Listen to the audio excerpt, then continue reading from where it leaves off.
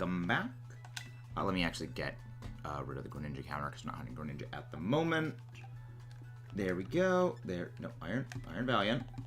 Give Iron Valiant. There we go. Swap out the Veluza fish. You can just hang out right there, Veluza. All right.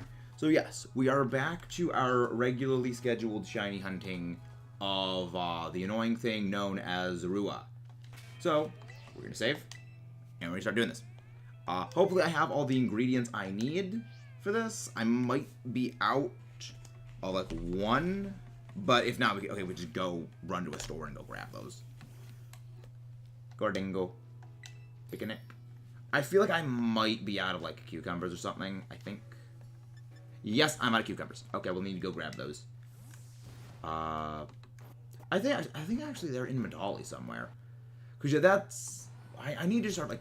Well, then again, no, the reason why our cucumber numbers are actually so different is specifically because of the fact that I actually used some of them for a specific sandwich. And that you get... That I had to use cucumbers for a specific sandwich. And I didn't replenish them because they were offset from my pickle numbers. Or, well, pickles, I need pickles or I need cucumbers, which one it is. Oh, yes, we needed cucumbers. Okay, there we go. Get the cash. There we go. Now we have everything we need. So now we can just go back to hunting the Zorua. The good thing is we can just use our previously discovered strategy of using Iron Leaves.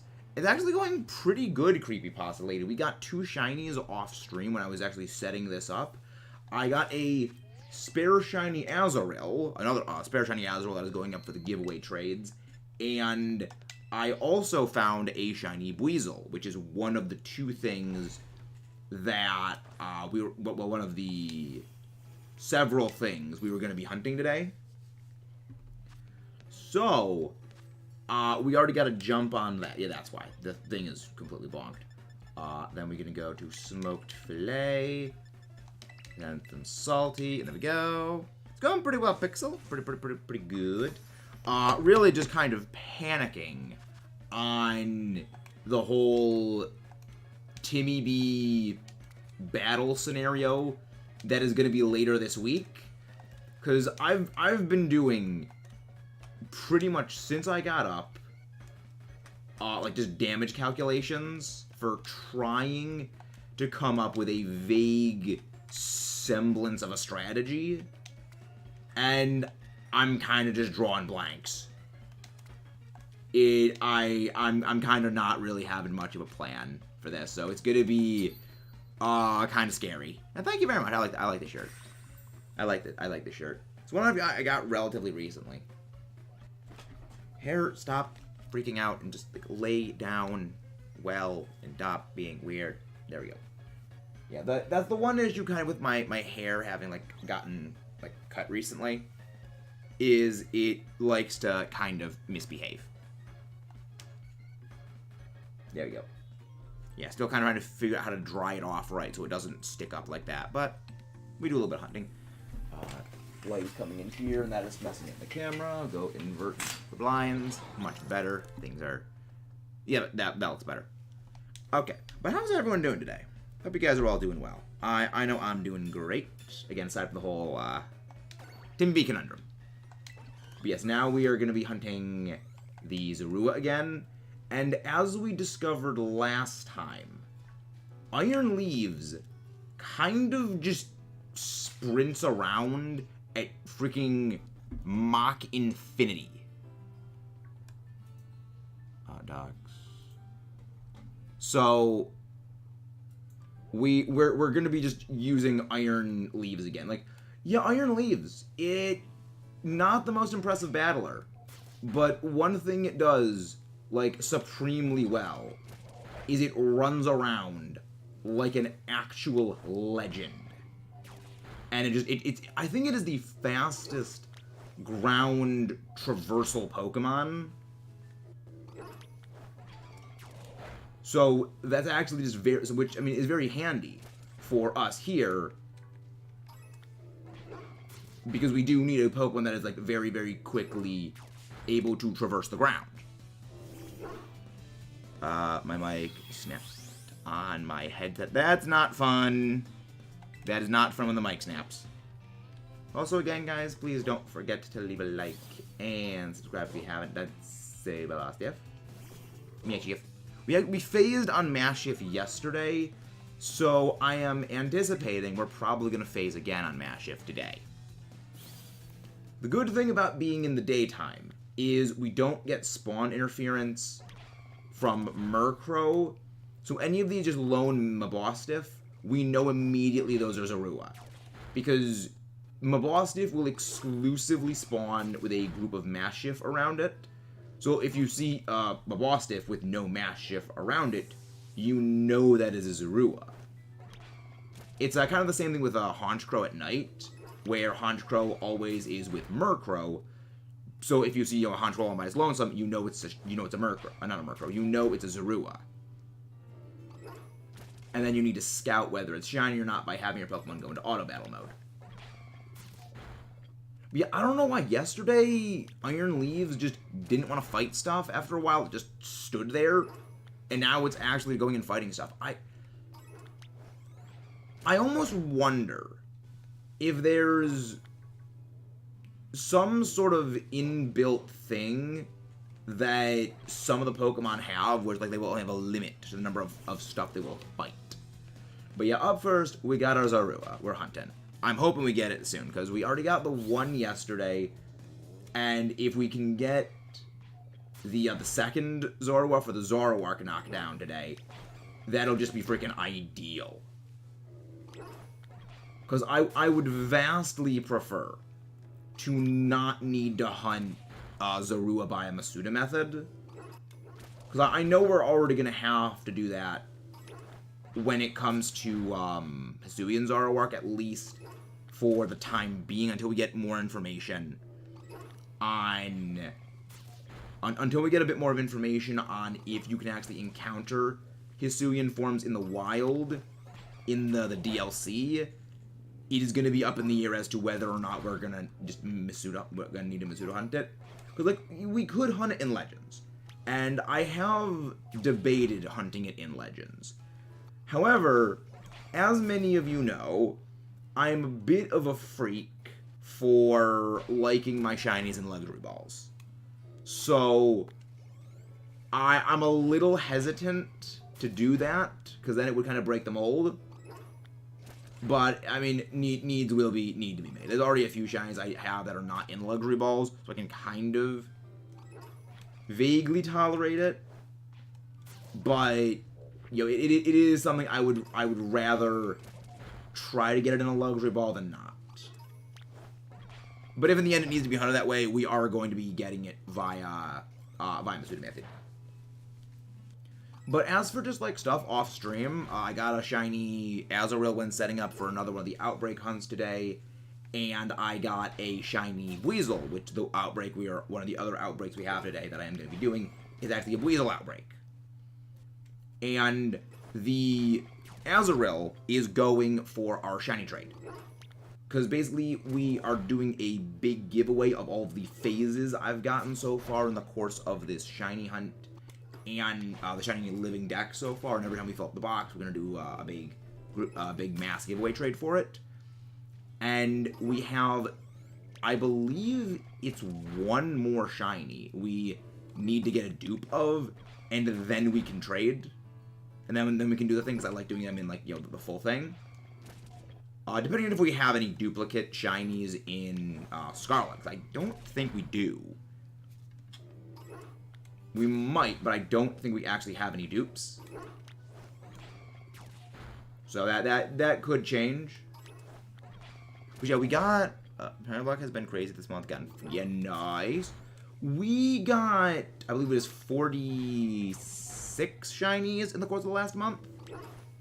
Last month, as in, like, the last month. Over... The last month from the 18th. I haven't done, like, the tally for this month yet. But it's been going pretty well.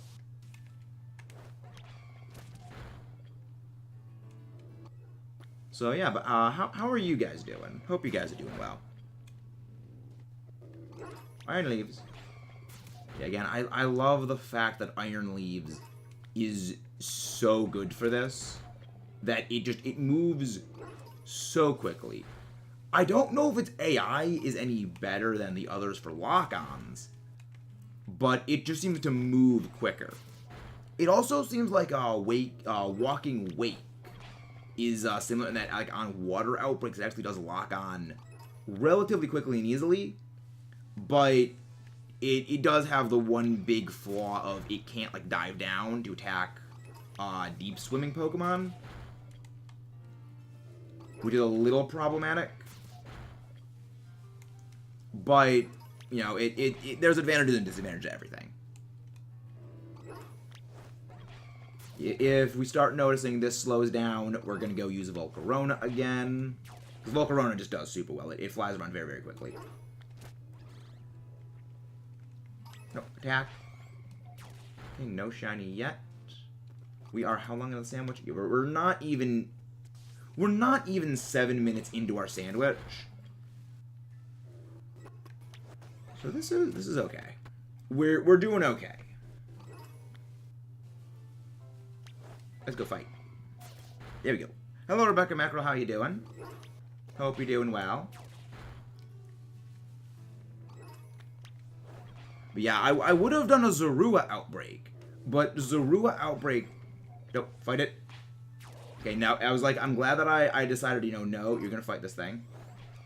Because there have been times where things just don't fight them, but they're not shiny. And I don't, again, I think that the lock-on's a little, I don't know, the lock-on's a bit wonky. I'm not a fan of it. I mean, like, the lock-on is okay, it's just that at times it does like to not work properly. And so you do gotta kind of struggle and fight with it. But I mean, it works for the purposes of hunting, and I think after this, we're not really gonna need... Actually, yeah, after this, we are never going to need to do a hunt in this vein of we have to fight like an imposter version of things first. Because I actually already have a shiny Ditto. I have that in my Sword and Shield file, which we got from Dynamax Adventures. So once we get the Zoroark, we're gold. We are 110% good. On like all these imposter one hunts.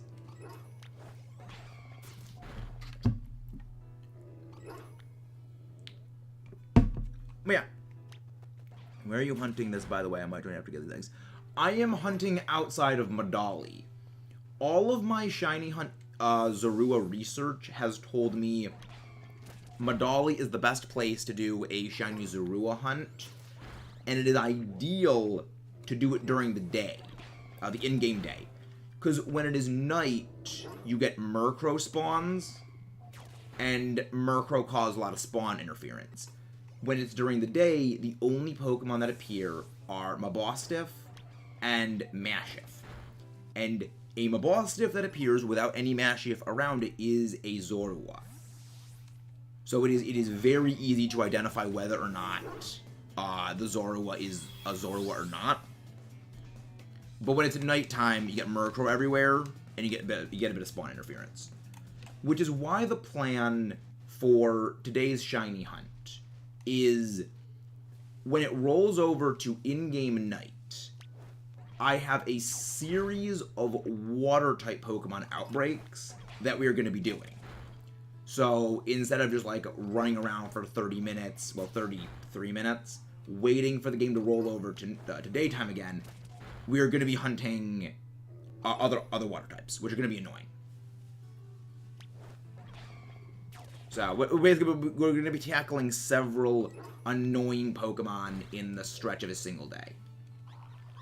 Hopefully. Ideally. The ideal case scenario is we get at least one of them today. We just need the last Zorua, and like once we get this last Zorua, I think the rest of our hunts are going to be relatively easy. Like the water ones are a bit annoying, but they're just annoying in that it is a bit slower.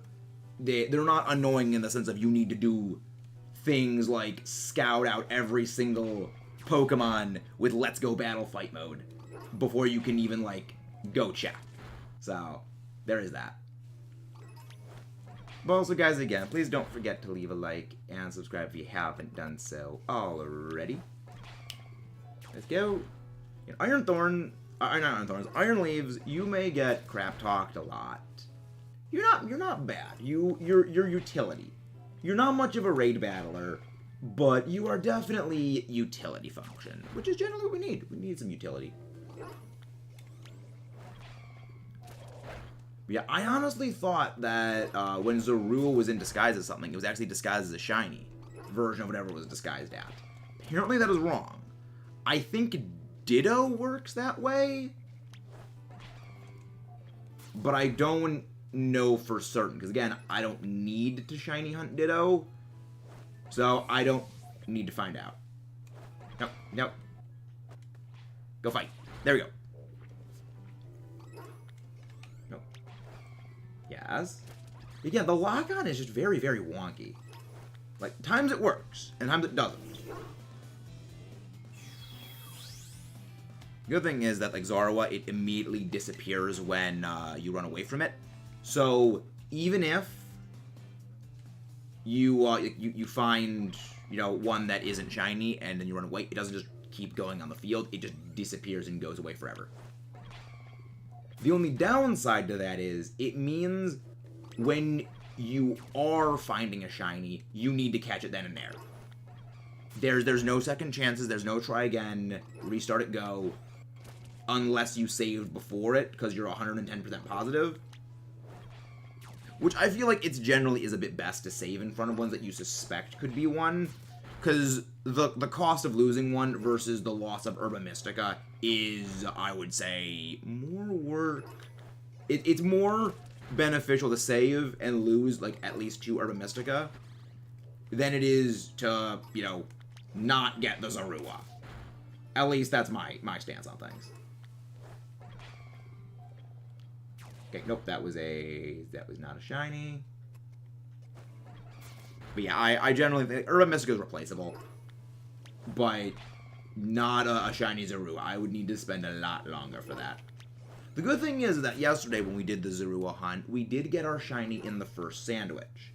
So I have high expectations that we're going to get this in like the first 2 or 3 of them. But also, I did get 2 shinies off stream without the sandwich running, which doesn't bode well for our hero.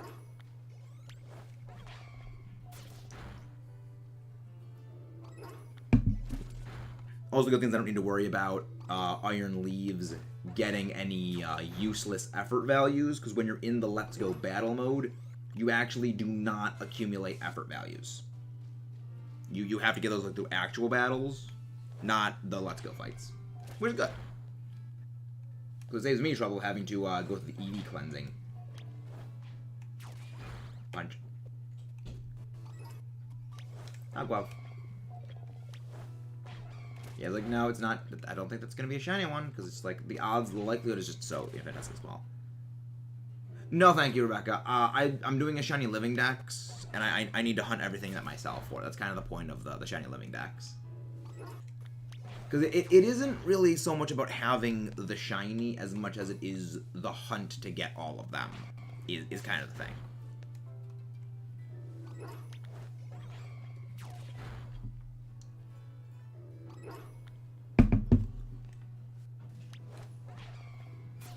It'll be funny if we find another Mabostiff shiny, not Mabostiff, Mashief shiny, because we found another one found a spare one yesterday.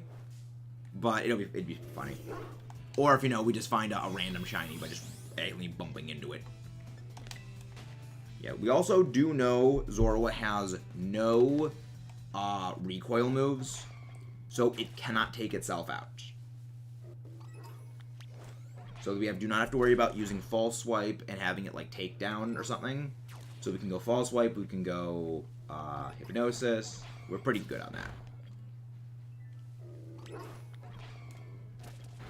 Go Iron Leaves. You do very good, Iron Leaves. Nope. Go. Yeah. If it doesn't attack them, we know it's shiny. Well, if it doesn't attack them, we suspect it could be shiny. I always do like a second attempt just in the event it isn't shiny. Yoop. Have a 10. Wow. That's a lot of shiny Zorua. That is... that's an almost comically excessive number of them.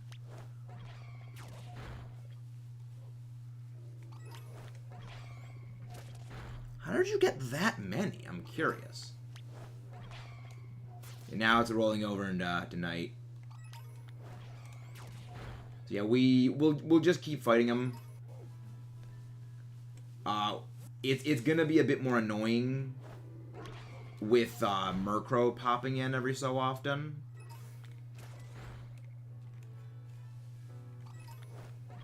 But yo, we just gotta chunk that. Hey, Point, how you doing? Hope you're doing well. That's probably a Mashief. Yo, you fight. There, go fight. Thank you. Yeah, I can tell a large number of hunts went into that. Okay, nope, it's not shiny. Are all of these Murkrow actually just gonna... Are all of these Murkrow actually just Zorua right now? Because that's kind of hilarious if that's the case. Nope, okay, no shinies. But yeah, this is kind of the... Okay, no, there are actually Murkrow appearing here. But yeah, this is why Zorua is probably the hardest shiny to hunt in this game. Or at least most infuriating. Because you get this kind of shenanigans. Now that we know is a... yeah. If a Honchkrow is all by itself, you know it's a Zorua. Because Honchkrow does not appear alone. It always appears with a flock of Murkrow around it. So that's how you can, like... That's the reason why, like, the Mabostiff is the best way of, like, identifying it. You can identify at a glance whether it's an actual Mabostiff or it's a Zorua.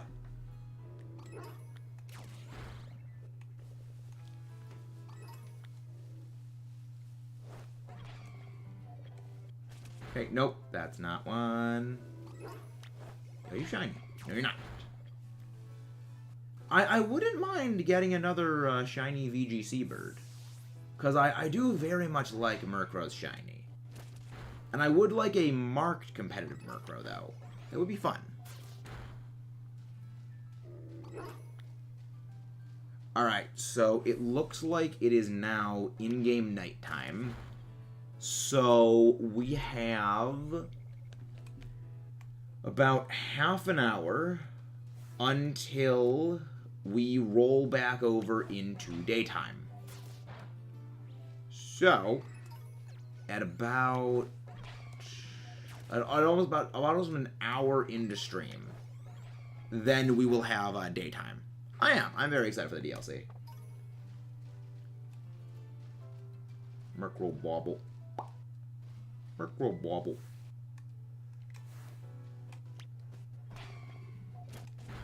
I don't know if you reset if it actually goes back to like the daytime to the time of day it was when you actually saved.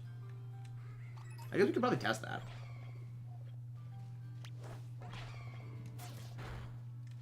But yeah, I kind of expected we were going to get the DLC information when it was going to be the Presents, because that's what they did with Sword and Shield. And even though I did not watch it when it was live, the one after Legends had the Legends free DLC, like a Daybreak or whatever it was called. They had information on that in. So I was like, I'm expecting we're going to get DLC info with the Presents. It's what they've done historically.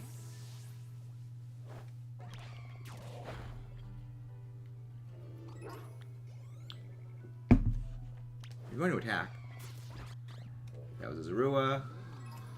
Yep. It is never a Honchkrow.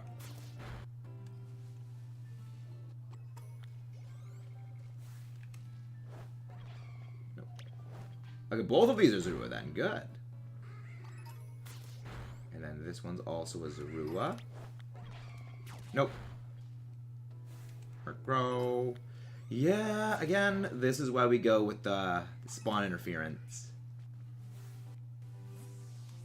That's what makes shiny Roaring Moon so infuriating is all the dragon spawn interference you get.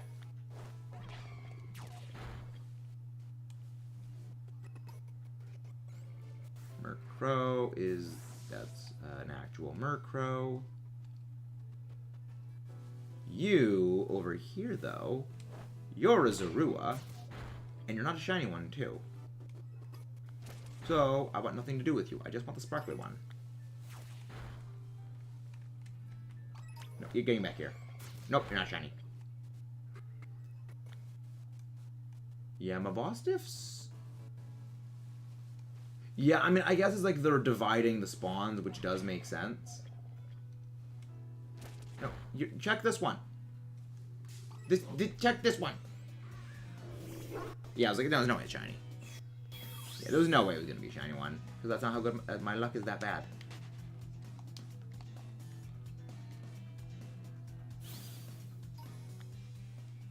Yo.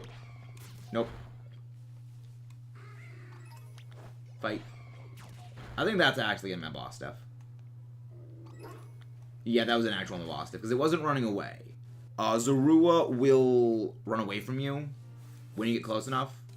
It's one of the other ways you can tell it's a Zorua. It's not the actual thing. Because Murkrow doesn't actually run away from you. But, you know, Zorua does run. I think the question mark also pops up over them. It's fairly interesting. Also, you can use this thing to scout them. But I generally stick to just using the KO method. I don't have Hisuian Zoroark yet.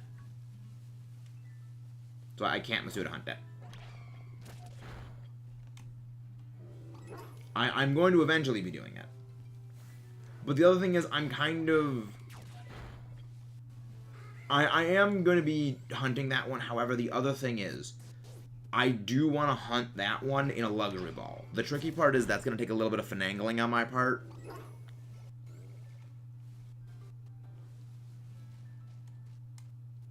And I'm going to need to get one. Then I'm going to need to breed down the Hisuian Zorua.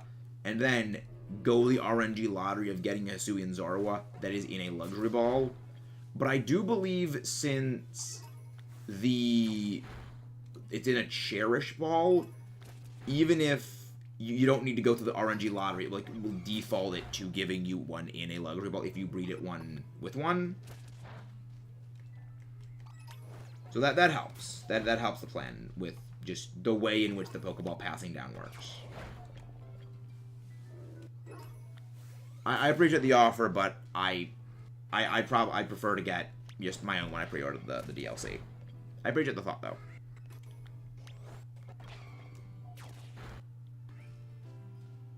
Murkrow, nope. Looks like we got a few minutes. Okay. Yeah, I think. Well, then we're just gonna be resetting. Actually, we need to reset anyway because I would like to see if it actually does save time of day when you reset, or if it doesn't. Because if it doesn't reset time when you do it, then I know that for the future. But if it does, I can just kind of exploit that save right at dawn, and then just keep resetting. Yeah, we're gonna need to go back to Legends anyway eventually. Are you able to No. You are not able to send the non-Hisuian forms of things into Legends. You cannot send in regular Arcanine, you cannot send in regular Decidueye. They are barred from entry into Legends. Again, once again, Legends was a tech demo.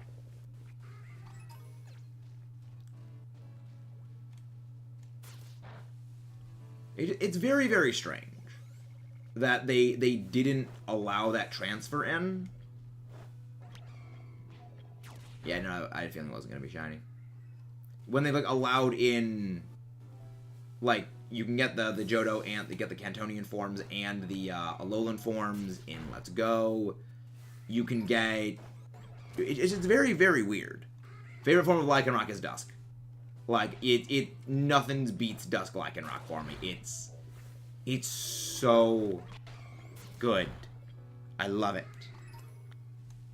Yeah, people have tried to put the actual normal forms into Legends, it does not work.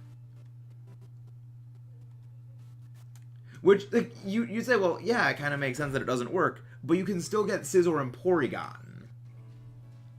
Because of time travel reasons.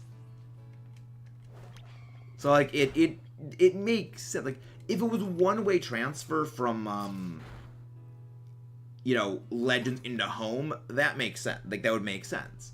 But it's two ways. You can send a Pokemon from... you can send Pokemon from BDSP into Legends and vice versa. Unlike, say, with Go, where, like, you send stuff into Let's Go, it's a one-way feed. You can't bring them back. I guess even, like, from Let's Go into, like, the Gen 7 game. Well, Let's Go into Home. I mean, we'll go into Home, I guess I should say. You know, maybe phrase that a little bit differently. But yeah, it's a bit strange.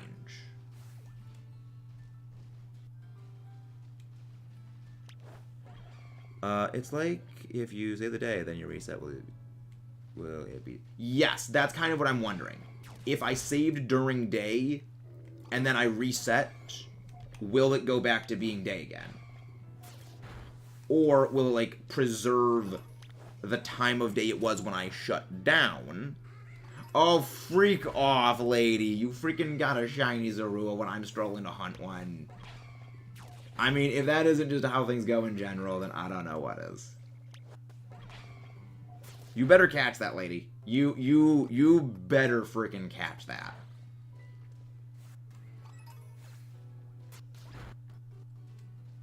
But a round of applause for lady. Again, guys, please don't forget to leave a like and subscribe if you haven't done so.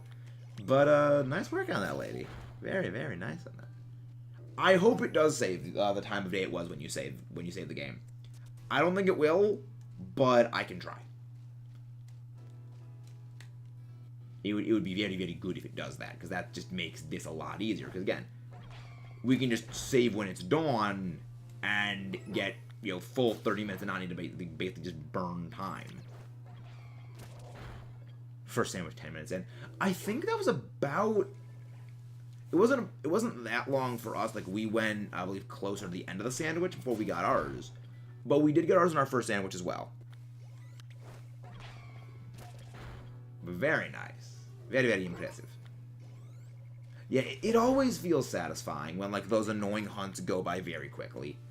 Granted, it's also unsatisfying when the easy ones go by very longly. Cough, cough, ho-oh. Cough, cough. Yeah, still have a vendetta against the giant overgrown golden turkey. For that reason. Still got a bit of a grudge. Murkrow. Murkrow. Yep.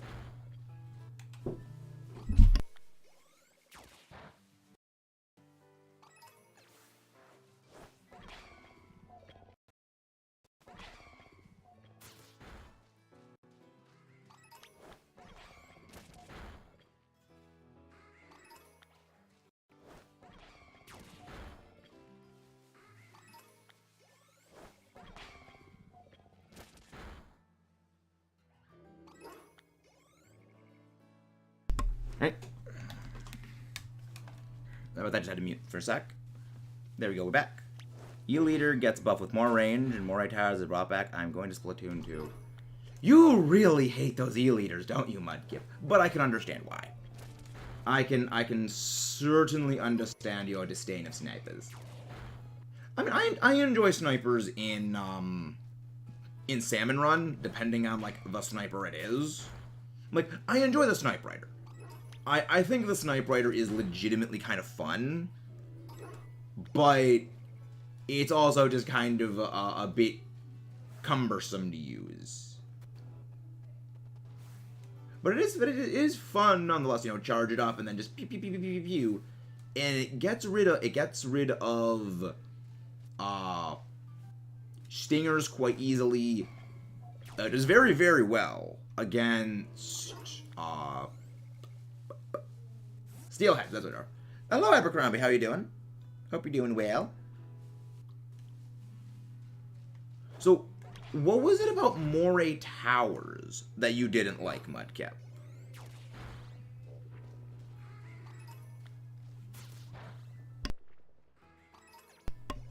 Alright, one sec. I just gotta go get some more water. I will be back in a little bit.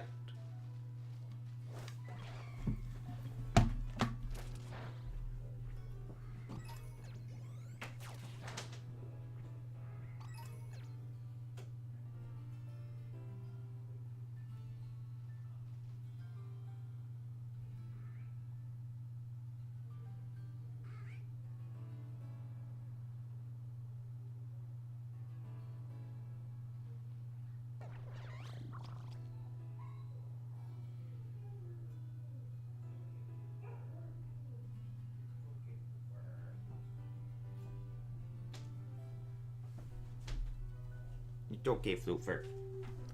It's okay, Floofer. Mommy and Daddy just stepped out for a little bit. They'll be back. She can see other dogs getting walked outside. She gets a little... She gets a little sad when she sees other dogs walking outside because she wants to be outside as well. Alright, so there is no other Zorua around here. We'll knock out the rest of these. Scout them, and then we'll reset. We will see if it preserves time of day. However, I don't... Yeah, okay, there we go. Sandwich is off. Alright. And... there is nothing left. So, if it is nighttime, then we know exactly whether or not it saves or not.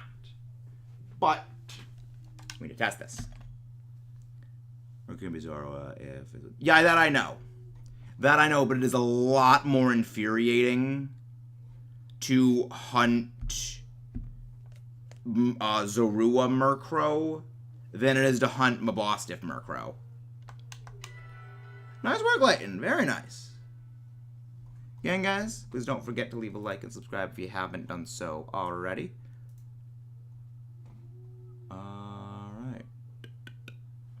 This should be good. I have a feeling that it doesn't save the time of day. Okay, it does save the time. Okay, then. So, well, it does save the time of day. So we're kind of screwed on that part. But okay, so it saves the time of day. Well, in that case, then we can just like now we're not gonna simultaneously hunt the freaking what is it called? Freaking what is its name? Froakie. Why could I not remember that freaking thing's name? Yeah, I could not remember Froakie's name for the freaking life of me. But I have some outbreaks we're going to be doing in the meantime, just until it rolls back into daytime.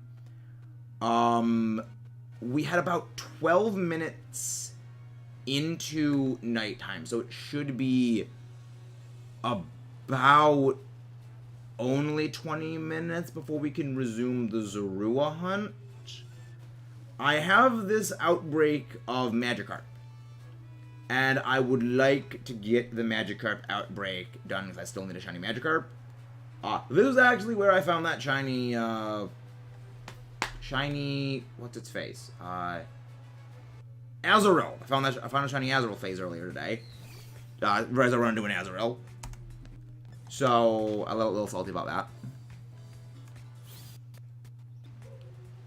But we are going to be just, we're just going to be resetting these. We're not going to be having a sandwich for it. Because I don't quite think it's worth it to run a sandwich on it, knowing that when we go back to the Zorua area, we're just going to override the sandwich anyway. So it isn't worth the 2 Urban Mystico we know we are going to be losing. for a slightly increased efficiency. Because we have to hunt multiple water types anyway. And this Magikarp hunt was really more so if we finish the Zorua and we need to move on to something else. We could just hop between this and the other hunts. So I don't quite think it's that bad. And we could be hunting the Froakie in the meantime. But I do not believe the day-night cycle ticks down when you are in the menu of like hatching eggs. So in the interest of just speeding up the actual Zorua hunt, which is the one I want to get resolved sooner, we're not doing it. If by some freaking screw-off miracle we somehow get all of them, then like all the outbreaks, then we get all the outbreaks and we get the Zorua, then we're going to be going back to Greninja. But I feel like that's the best way of handling the Greninja hunts, is we'll do a few eggs here and there for Greninja in between our actual dedicated hunts. My tower is just sucks.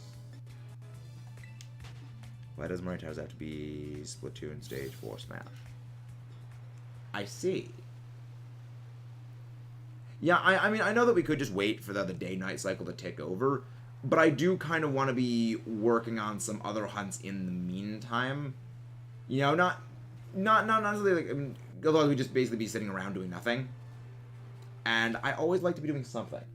Plus, you know, we're going around here. We have multiple chances for Sheepo-Floof phase.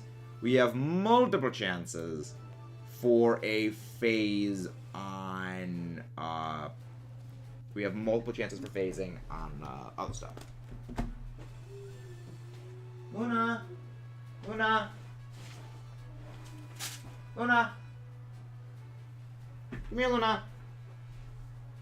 Yeah, Luna's the dog. She pretty much doesn't really come over to the door all that much. Because, like, she wasn't really the kind of dog that like, comes over to my door.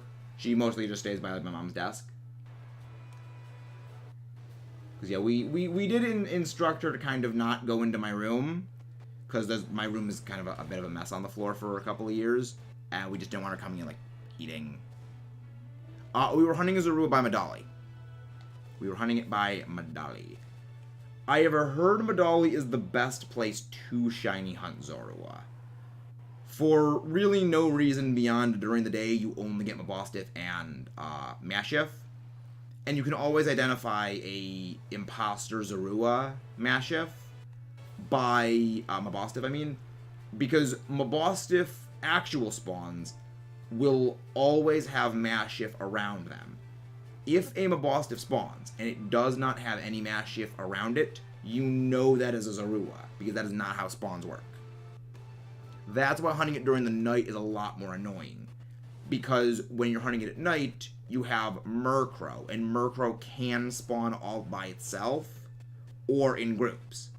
Which means you need to more or less scout out every single one of them. You know, like individually check every Murkrow to see if it's a Zorua or not, then send it out.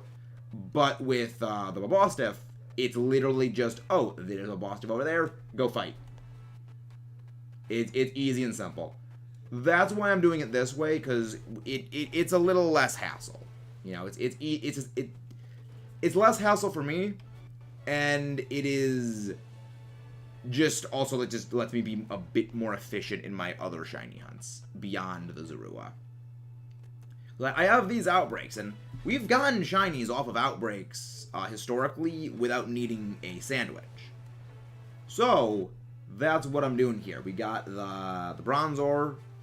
I'm pretty sure when we did, yeah, I think the Magneton, we actually got the shiny Magneton, well, both the Magneton and the Magnezone, with no sandwich. Because I think that was actually before I got my first Herba Mystica.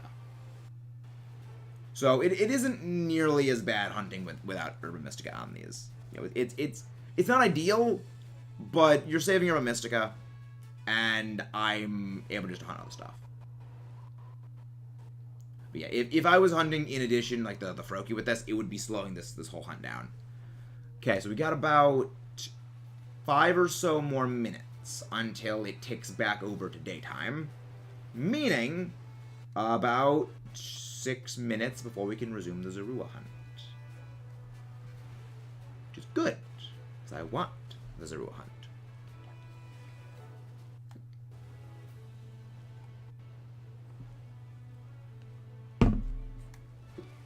I swear if I phase on something else, I'm gonna lose it. I phased on, I mentioned before, but I phased on Azurill around here. That shiny reaction is probably going to go up some point in the future. I don't know when, actually. It's not one of my more explosive shiny reactions. I've noticed my shiny reactions when it comes to when I'm offline and I stumble on a shiny. They're a lot more subdued compared to, you know, of course, when I'm live. Because, for those who don't know, I always keep my replay buffer running when I'm offline. Just in case something happens. You know, it isn't just for this game. It's for, you know, pretty much every game that I play, I will have the replay buffer running. In case, you know, a glitch happens or just something absurd goes on. That I can just, like, upload as a short that I think that you guys would find at least, like, mildly entertaining.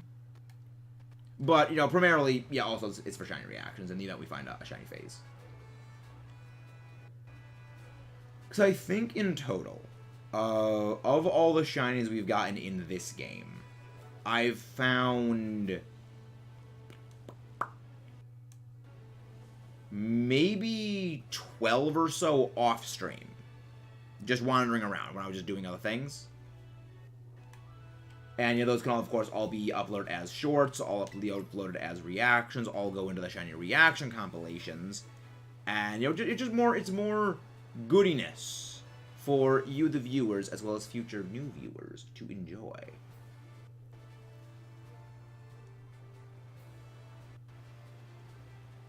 I mean, the other good thing is, like, I don't feel as bad if I could go, like, I'm not feeling as bad, but, like, one other thing is that, like, we're not running a sandwich right now. So all this time that I'm spending just, like, climbing up the cliff to reset things, I don't feel as wasted. Because that's my least favorite part about shiny hunting Urban Mystica sandwiches on water spawns, is the amount of time it takes to go climb out of the water, set up the picnic, and then go back into the water. I always feel like that loss of efficiency just cheeses me off a little more. Even though I know, yeah, no, it's not that big of a loss. But to my super efficiency brain, it just kind of ticks me off a little.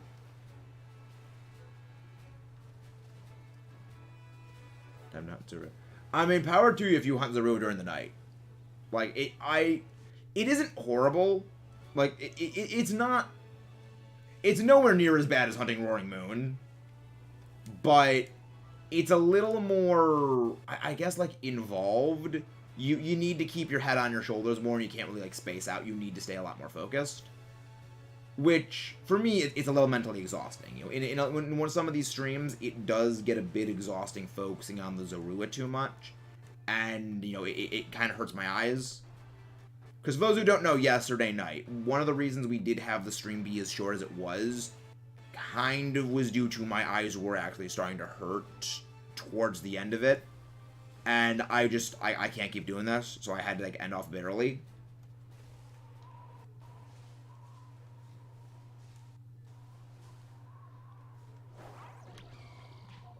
Yeah, you know you're not shiny. So I just, like, I did that now. Yeah, exactly. Like, you're doing the day. Alright, there we go. It's daytime again. Well, technically it is dawn right now, but dawn is about 3 minutes, right? No shinies. We reloading back over to Madali. We got our first shiny yesterday. We're gonna go back again today. This is technically our third sandwich going for these. We had one sandwich yesterday that we didn't get a shiny Zorua on, and we got no shinies on. We ran the shiny today, got no shinies on it. And I'm almost wondering at this point if it actually isn't even worth saving before the sandwiches. Because if it doesn't preserve the time of day, it isn't really worth resetting. Picnic. Then get off the rock. Ah, that's funny. That's funny.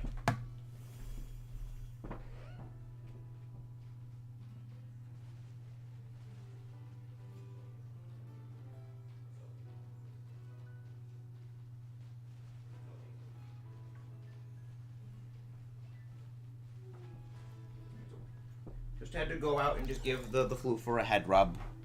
See, we here at MetaMax Incorporated, we love the floofers. Doggos are good. They are best friends. You like the woo.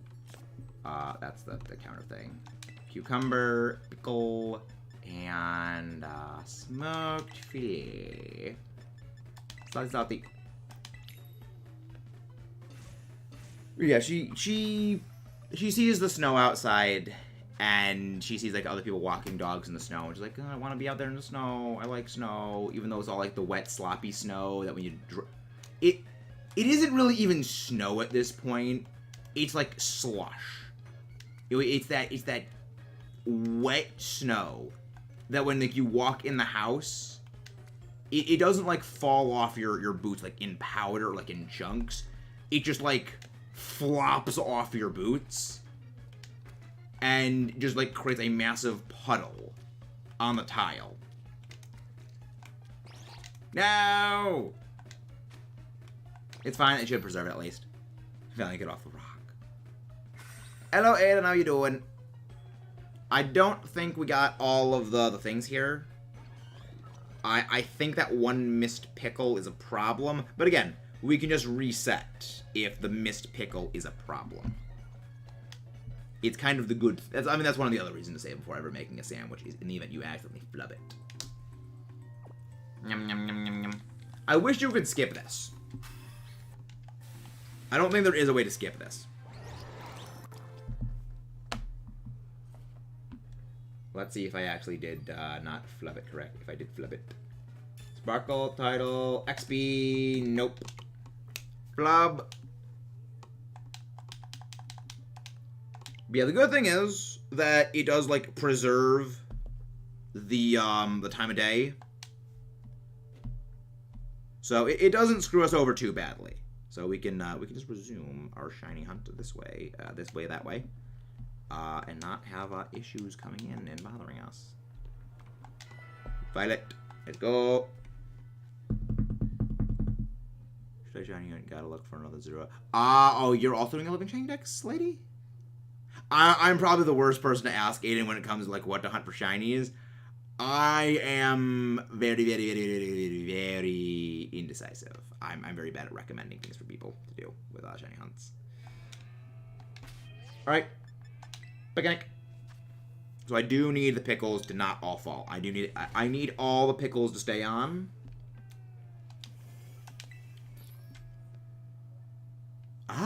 Respect, lady. Very respect. Cucumber. Oh yeah, right. You can do that. Salty. Silver pick. But yeah, the preserving of daytime is actually quite good, but also, again, quite annoying. So we're going to, like, flip-flop back and forth for a little bit.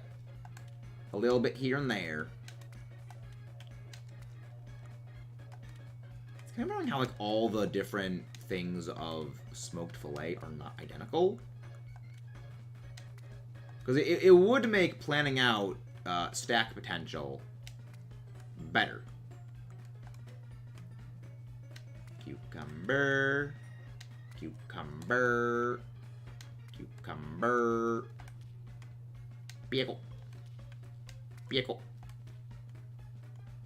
Pickle. And pick through the fillet. I mean, I guess when it's during the day, I feel like it would be better to do that. But the other part is like I could like sync it up so like okay, day night alternate between the water sandwiches then. Yeah, that actually might be better. If it's coming to water when this runs out.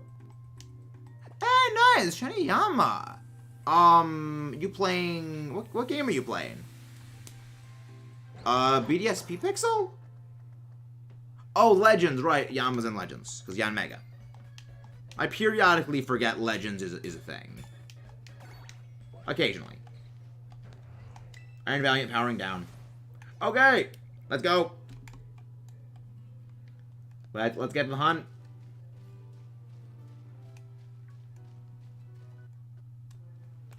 No. No. Why? Yeah, sparkle or dark, counter dark. Okay. Why are these... Why is other stuff that is not dark spawning? I mean, aside from the stupid bird. The bird's annoying. My boss do. Nope. Alright, let's go. Let's go fight things. It's time for the beatdown of a lifetime. I want my shiny. So give me the little fox thingy. I want it. Nope, no sparkles. Oh, nice. Ditto Outbreak. Yeah, if you're doing a shiny live index, the Ditto Outbreak's probably the best way to do it. Actually, wait, this is in Scarlet Violet. Ditto Outbreaks do not work. They are bugged. From what I ever heard, nothing seems to appear unless they fixed that.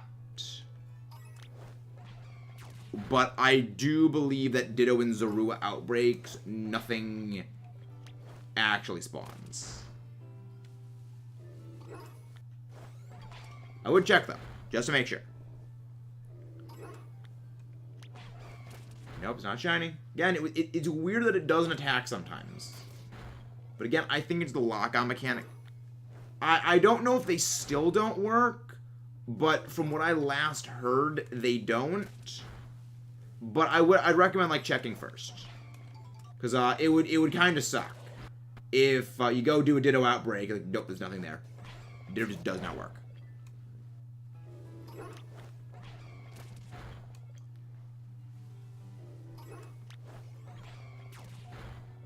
Okay, yeah, I had a feeling they didn't work, because it's a very...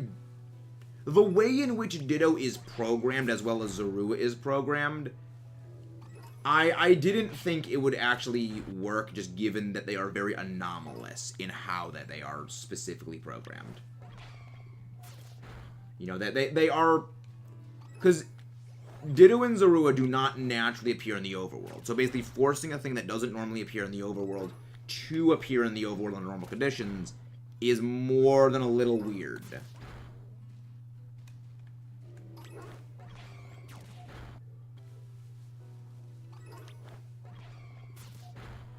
Yeah, we're just hunting for Zorua. Again, guys, please don't forget to leave a like and subscribe if you haven't done so. Hopefully we get the Zorua. Maybe we will. Maybe we won't. Zorua just being a shoe. Give me a check. Honestly, the best way to do this is if it was in... If Zorua was in Dynamax Adventures, Zaro Arc was in Dynamax Adventures, I'd feel like that would be the best way to hunt it, which is it could just run 100. Because I feel outside of legendaries, Dynamax Adventures is the best way of hunting a lot of very rare, very difficult to get Pokemon. Ideally, if you're going to hunt like Shiny Frostlass, if you're going to hunt Shiny Vespiquen, Salazzle in particular, I would say Dynamax Adventures is the best way of doing it. No fight. Wait, it's not fighting it. It's not fighting it. It's not fighting it. Oh, we got it! There we go, people! Let's freaking go!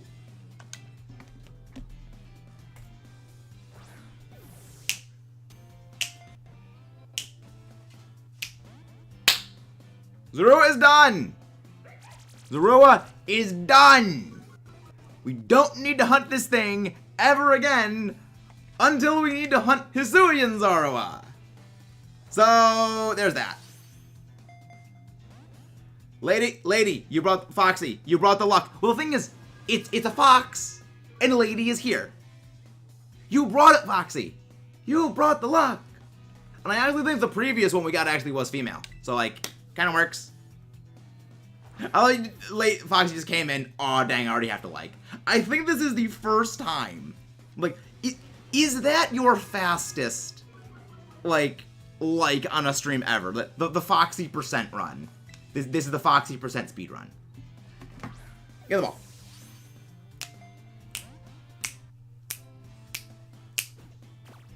Screw you!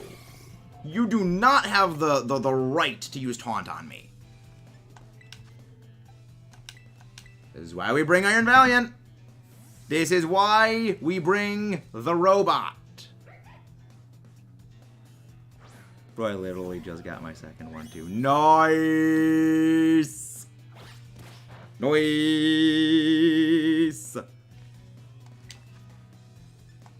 Go sleep. Finally, you managed to hit sleep. It's so adorable watching Zorua sleep. Noise.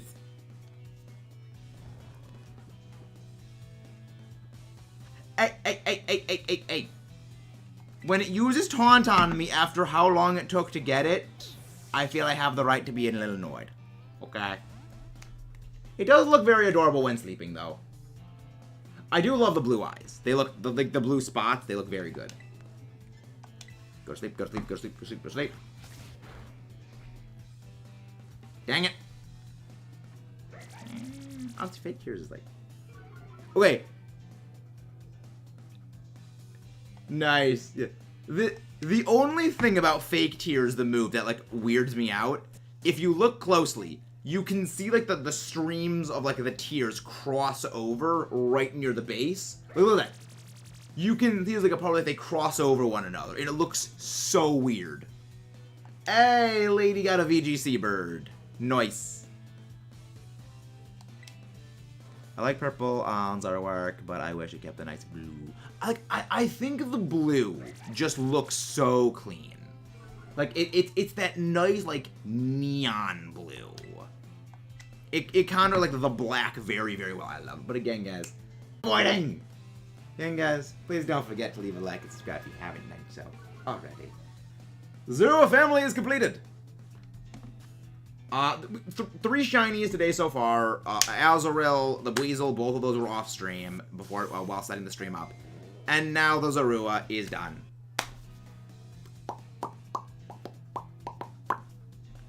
Special walk when you're lower. Minimum special defense. Go to sleep, go to sleep, go to sleep, go to sleep, go to sleep. Keep going to sleep. Now, stay in the ball. I wonder. No, actually, I believe it is like all of N's Pokemon in Black 2, White 2. I believe all those are actually shiny a lot, now that I think about it. It's like, wait, can N's Zorua be shiny? Like, no, you can't, because the weird way it's coded. They're specifically programmed in a way.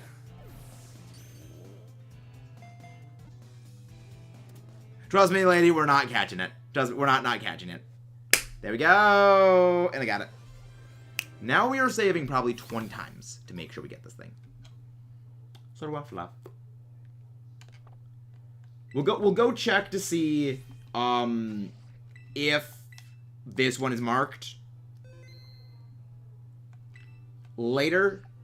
But we got freaking 20 minutes left on this sandwich.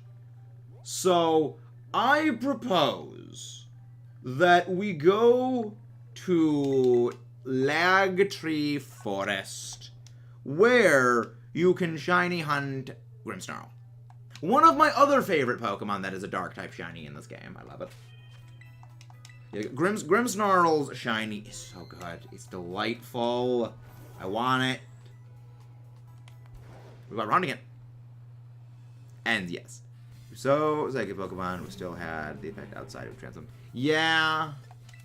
It would be pretty cool, but I'm kind of glad they don't have, like, that special Ching Sparkle effect.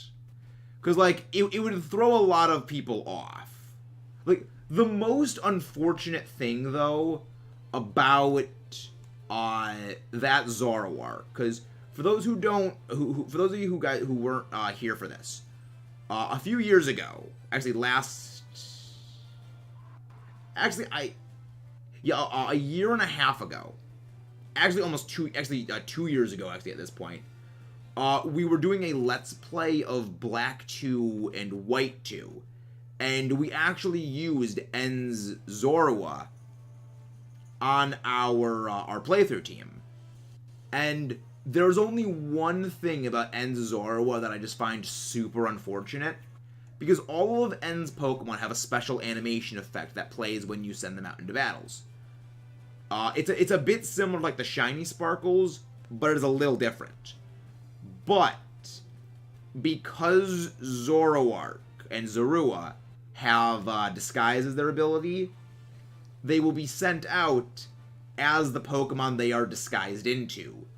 Meaning, you will basically never see that awesome Xing Sparkle effect unless Zoroark is the only Pokemon in your party, or unless every other Pokemon in your party has been knocked out. It is so unfortunate, because it is so awesome. I get why they don't have the animation play when you're sending Zoroark out, because that would be oh yeah, it's N Zoroark. So like I like that they did that. It makes sense, but I also like kind of would really like to have the Sparkle effect go off. Because there was actually one episode where we actually comment on that, where we hadn't seen that happen. I'm like, oh wait, right, because we don't send Zoroark out. Because even when Disguise is broken, it doesn't do the animation. Just kidding. Boyfriend done adding stuff for target run. I'll be back. Okay. Bye-bye, lady. Bye-bye. But that was productive. That was actually very vaguely very productive.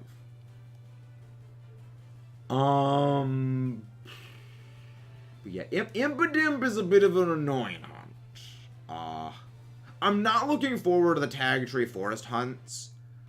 I know that this is not going to be the method of hunting Mimikyu, because Mimikyu I know is going to be a Masuda hunt for me. I have a Love Ball Mimikyu back in my Ultra Moon file, or Ultra Sun, I forget which one it actually is, but it's one of my Ultra Alola files. I have a Love Ball Mimikyu, and because I want to get a shiny Love Ball Mimikyu, I am going to be Masuda breeding that for the shiny. So that's that. We're probably going to be doing that in October. Okay. Really? Well, if you're doing it during the daytime, you're not going to find Murkrow. I believe Murkrow just straight up does not spawn during daytime hours. At least around Medali. It could. I don't think it does, though.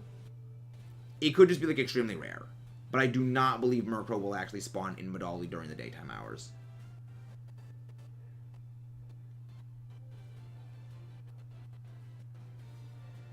That could be wrong, though. But yeah, I mean, we found our shiny Mastiff, a phase shiny Mastiff, before we actually found the Zorua yesterday.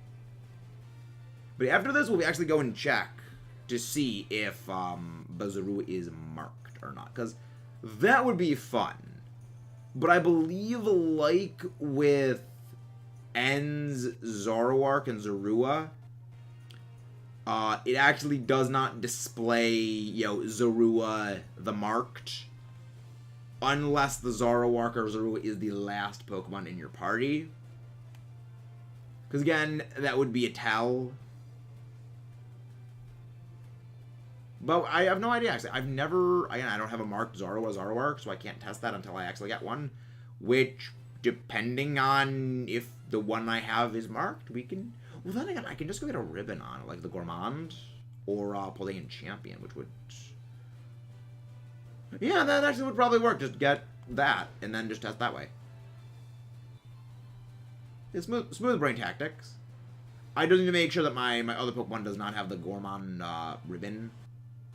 Well, not selected Gourmand ribbon. I think.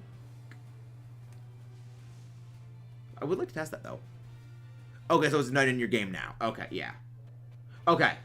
I had a feeling it was nighttime only. It is annoying, though, how there can be outbreaks of day-night exclusive Pokemon, because a few days ago we had a Gardevoir outbreak. And Gardevoir, well, the entire Ralts family, only spawns during the day. When it's nighttime, they just flat don't appear. So you can have outbreaks of Pokemon where they just do not appear during the outbreak because it's the wrong time of day. Which is one of the reasons why, going forward, I mean, this is something that we've been working on a little bit in the past, but I'm going to be trying a bit more aggressively to do, is when it comes to the day-night exclusive spawns, I'm going to try and get them first. I will try. I do not know if I will, but I just want to, like, try and do that because it just saves a little bit of sanity. Small modicum of sanity. You know, the only modicum of sanity I still have remaining. Is this like the fourth? No, it's probably not the fourth time. It's we've been coming here to Tag Tree Forest a few times, and I'm kind of surprised we still haven't gotten the Impidimp shiny. But granted, spawn density in Tag Tree is pretty low. I mean, there's also the added, you know, kneecap handicap of it. Game does move a little slower in Tag Tree Forest. Actually, that might be the reason why there's so few spawn density here in Tag Tree. Is they were aware of how much lag it could potentially cause having, you know, the same number as possible. I guess that makes sense. That's why they did it. That would also explain why Area 0 has a higher spawn density. Back a sec.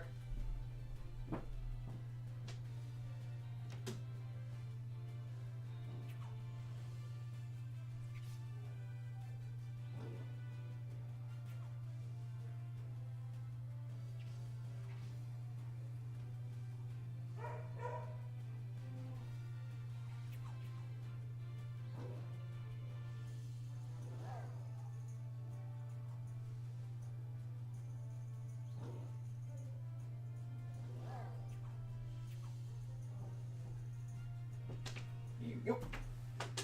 And back. Ow. Son of a...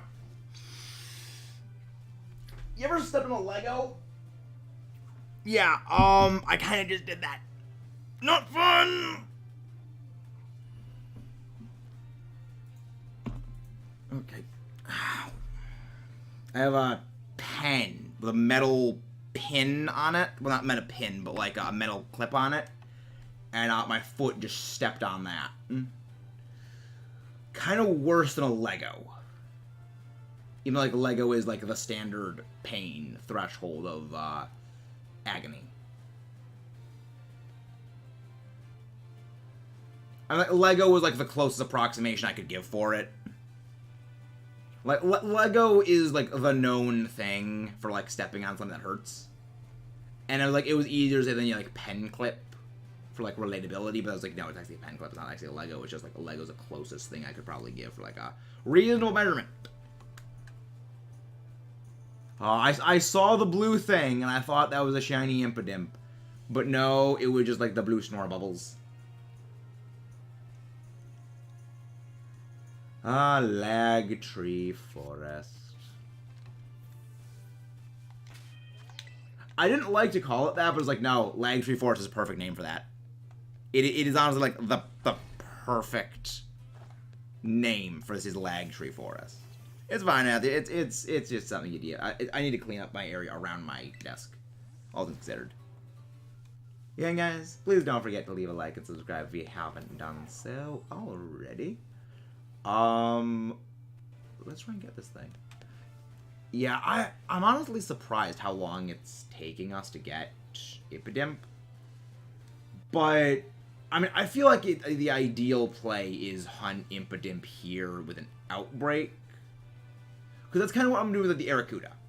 But I have Arrokuda today, and I'm gonna be hunting Arrokuda. I want to get rid of it. I want to get rid of Arrokuda, because that's gonna be a hunt that's gonna hang over my head for a good while, and I want it gone.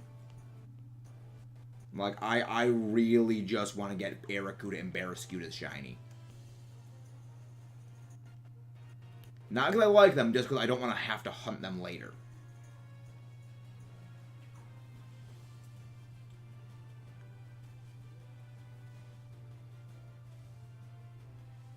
Actually, I think what I'm going to be doing is, like, I'm going to also be doing, like, a stream in the future that's hunting all, like, the Hisuian pre-evolutions. So, like, hunting Ursaring, like hunting Ursaring and then getting a spare, like, well, getting an Ursaring, a Teddy Ursa, and then getting a spare one for the eventual Ursaluna, shiny.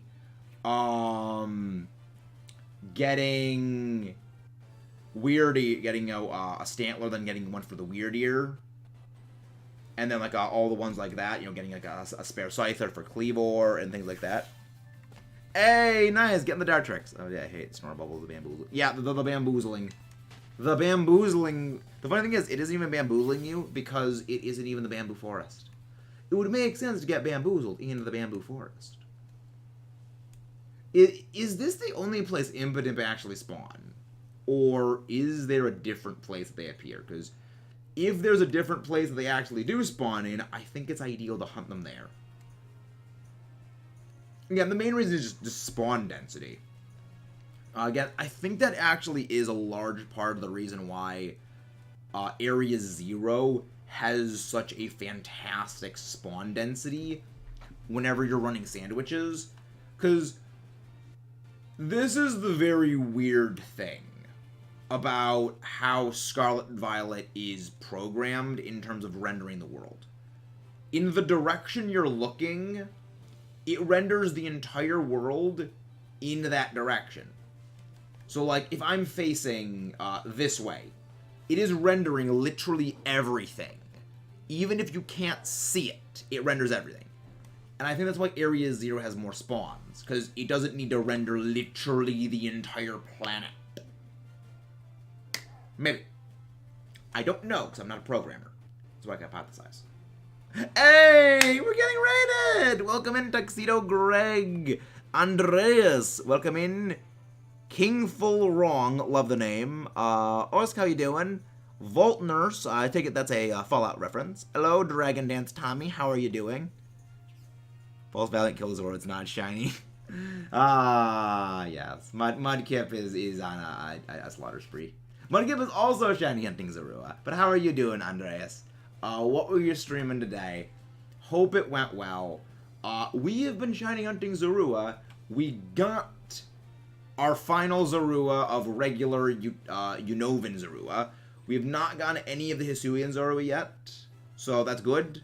But also, I need to eventually hunt the Hisuian form. Not the Hisuian, yeah, eventually the Hisuian form. And now that we have the Zorua done, we still have some time left on our Dark Sandwich. We're hunting in Lagtree Forest for Impidimp. Hope we get it, but I have my doubts. The Satitan raids again. Very nice. Yeah, those Satitan raids are so good.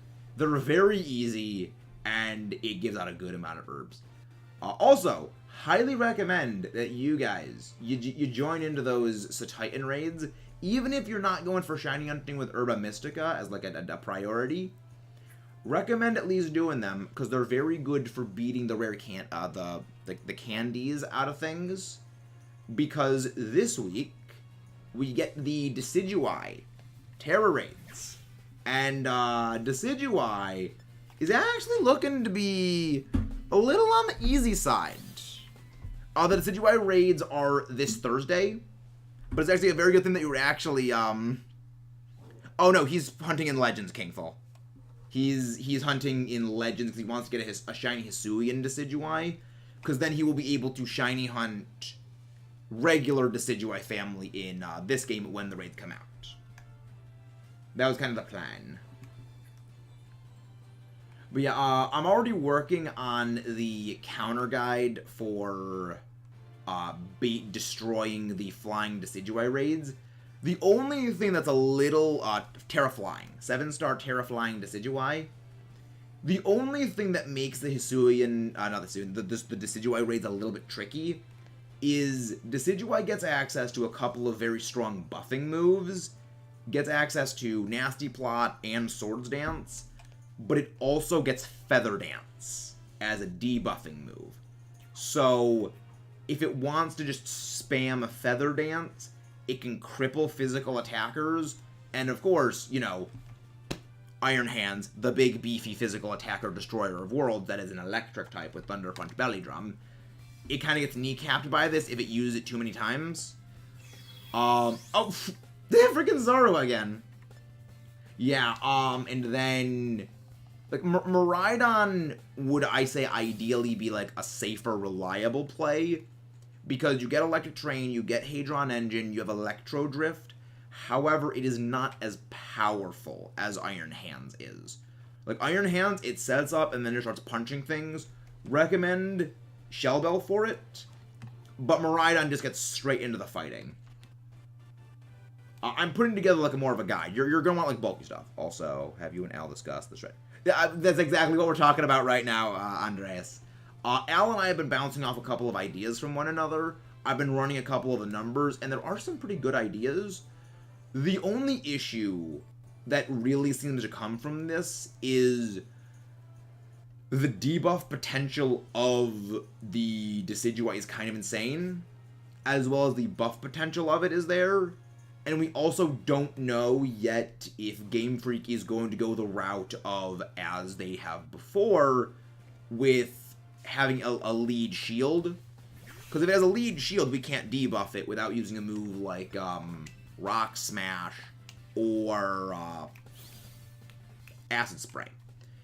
And if they go the route of it starts off with a free shield at the start of its health, that's going to be problematic, because then we can't use, like, Screech, we can't use Fake Tears, we can't use Metal Sound, and it does limit Iron Hands' potential to do damage, but it makes Miraidon actually a far better play, because then you can just stack up some Acid Sprays, and then launch into kill potential.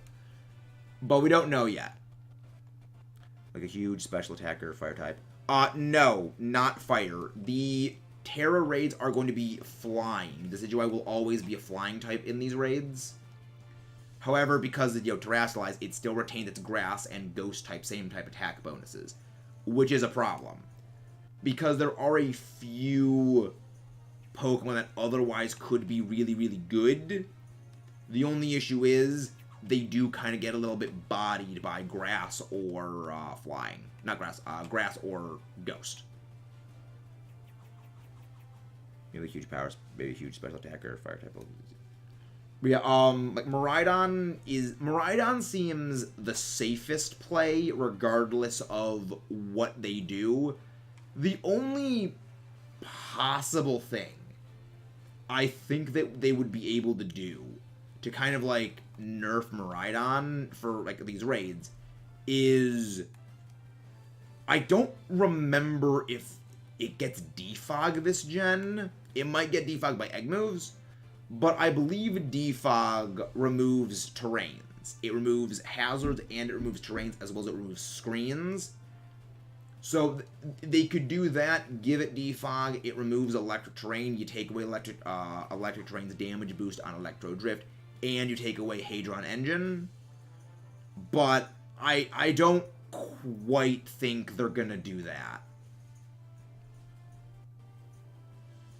You know, that's even if it still does get defog. I don't think it actually gets defog this gen. Hello, Michelle, how you doing? Shiny Gyarados, hope you get it. I hope you do get Gyarados as shiny. I love shiny Gyarados. It looks delightful. I love the red Rage Noodle of Doom. Wait, what am I doing? I already have shiny Magikarp. I just realized. I've got Magikarp shinies back in my Sword and Shield version. I don't need to hunt Magikarp in this game shiny. I knew I had shiny Magikarp. I'm smooth brain.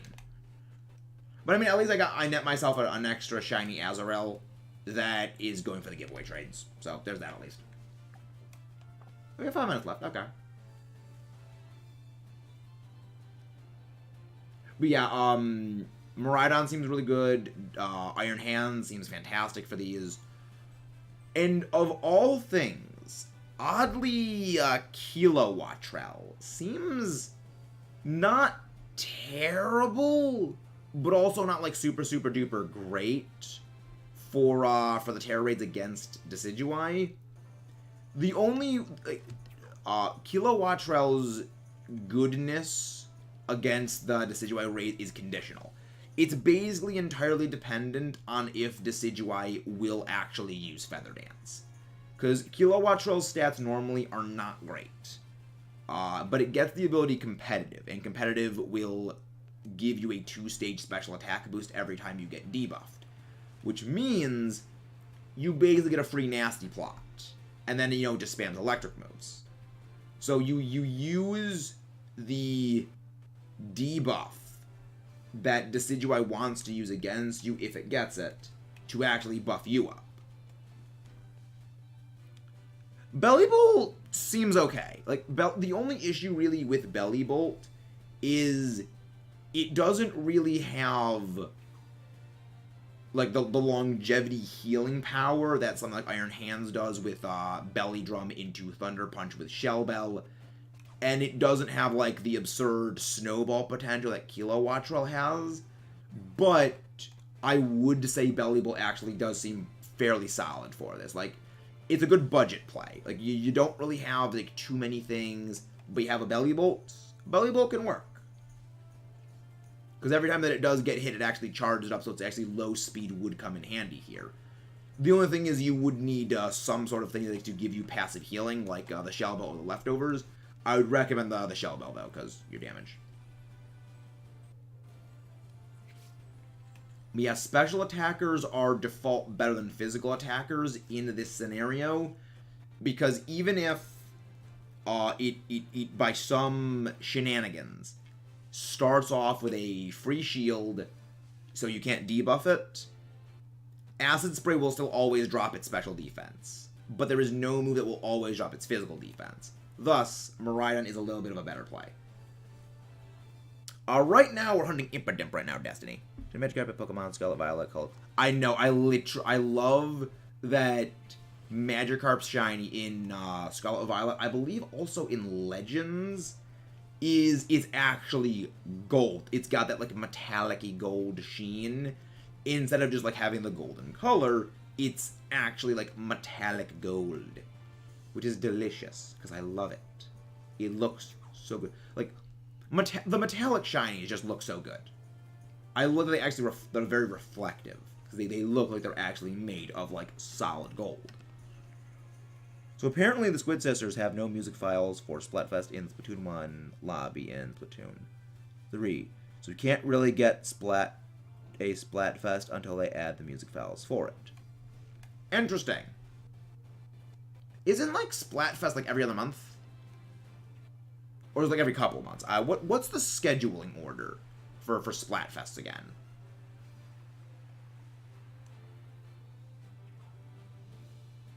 Lagtree Forest, you disappoint us again.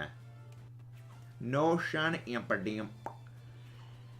But the good thing is that when this is over, we can go and hunt some of the water types. Like, that's pretty good. So I want to get those water types hunted and done. Done and dusted, as they say. And really, Pawniard can spawn over here. I guess maybe I should have hunted for my shiny Pawniard around here after we got the low kicks. So apparently, isn't physical attacks better? Decidueye is base defensive. Yes, but the issue is, Andreas, that Decidueye gets Feather Dance. Feather Dance drops your physical attack. So, if Decidueye does get Feather Dance, it does make physical attackers less good. But the other part of it is if it starts off with an auto shield in the same way that Pikachu started off with an auto shield, then you can't use moves like Screech on it, but you can use Acid Spray to make it more vulnerable to special attacks. So even that like little bit of a difference in stats, when it comes down to the debuff potential to just increase your damage, it is better to go with special attacks.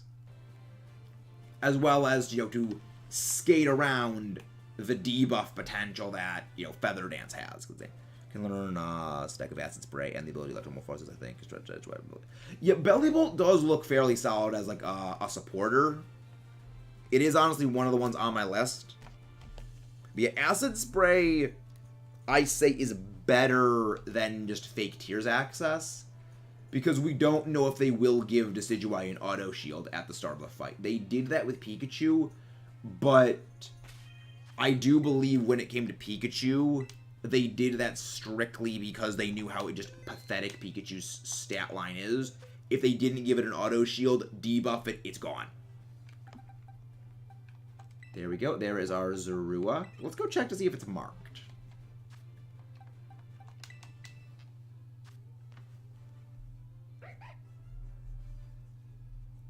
Bellybolt on the list. It is not marked. Okay. But we got Zorua shiny. So, like, again, progress being made. We don't need Iron Leaves anymore in the lead. Zorua, you're coming with me. Let's see, where does the... Okay, there's the box of eggs. Start. First one there, so Zorua goes... Yeah, right, I put the Phase Azurill elsewhere. Yeah, the Phase Azurill was within another box. There we go. Save it again. Look, every season we'll have 1 month with no Splatfest or Big Run. Maybe the Extravaganza work will happen in that down month. But we'll have to... That would actually make sense. You know, have 3 different months of different things. Kind of a smart play. Do sandwiches help with? Yes. Yes. If you use a sandwich in an outbreak, you do also get further boosted shiny odds. Thank you, lady. Thank you very much, lady. We're going for the Irrakuda first. We're starting with the Irrakuda, even though we only have 1 more Buizel to hunt, just because Irrakuda is a blight on just everything. It's annoying me. And I would rather get the Irrakuda hunted promptly. Well, seasons are 3 months. Seasons are 3 months, Mudkip. Because there's 4 seasons in a year. Each year is 12 months. There's not 4 months to a season. Unless you mean like Splatoon seasons, which could be different. Which probably is what you mean.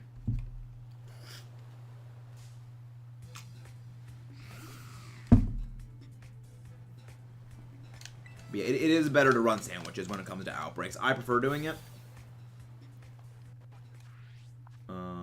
So our... Yeah, we need to find an ideal spot to sort of jump off from to make our sandwich. What do you say is the best water sparkling sandwich? Everything is best level 3. But when it comes to hunting water types, the way that I do it is I do cucumber, pickle, and I think it's 3 things of pickles. So it's like 4 pickles and 1 cucumber. Or maybe it's 3 cucumbers and 4 cucumbers. So 4 pickles and 4 pickles, 1 cucumber, and then 2 salty herba mystica. That's the sandwich I run. For sparkling power, at least. But yeah, now we're hunting one of the many hard to notice shinies that we don't just beat up.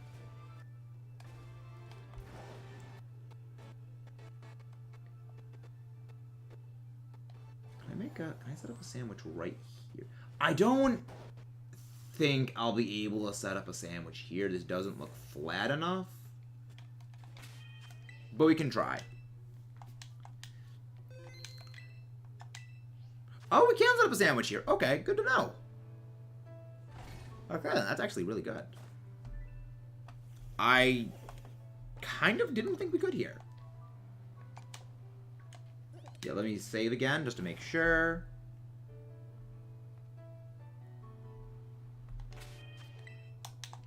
I always like to triple, double, extra save just to make sure I am actually saved in the right spot, just because I'm paranoid like that.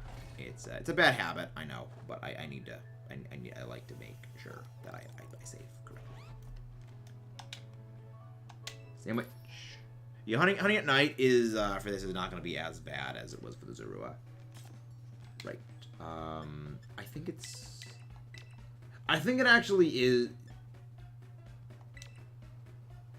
We'll have to experiment and check. I think it's cucumbers for water sandwiches. Again, even if it isn't, we can just check it again and just reset. That's one of the reasons why I say before doing this isn't even I love a sandwich. I can always just reset it. I am on like the southwestern coast of Paldea. I'm very, very southwest.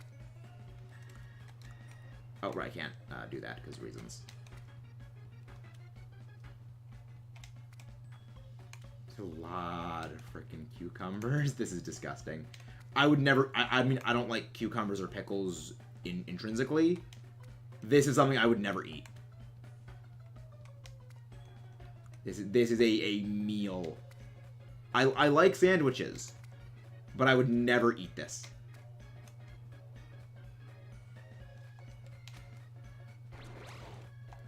Pick. Pick goes through the thing. Back to egg. Take this egg. It's dangerous to go low. Take egg. Okay, it's either 4 pickles, 1 cucumber, or 4 cucumbers, 1 pickle. Either way, it's a 50-50 coin flip. If we get Pixel, if we get to 10K by the end of the year, I will eat a cucumber sandwich. If we get to 10K by the end of the year, okay. So it is cucumber for water. Okay, yeah. If we get to 10K by the end of the year, I will do that, Pixel. All right.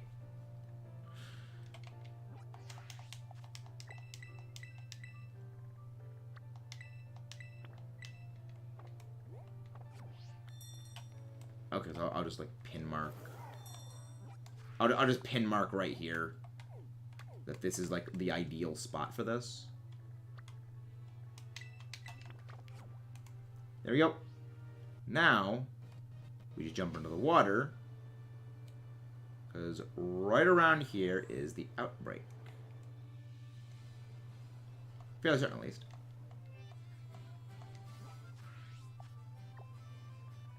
Alright, it's just like more to the south. I love pickles, all that's for extra. Yeah, I'm not a fan of pickles. I don't like them. I just don't like the way they taste. Yeah, time for hunting Aracuda. Again, the only real issue when it comes to Aracuda is it is it's very small. The color difference is pretty big. Because shiny one is like, it's purple. It's very, very dark. But the problem is that it's very, very small. Yeah, you see like those pale, like, whitish portions? Those are like, they're like blue. So it's easy to see. Just so long as you're zoomed in. Wait, is that already the shiny? No, it's not. Okay, I thought it was. It was like, that looks dark. But no, it wasn't.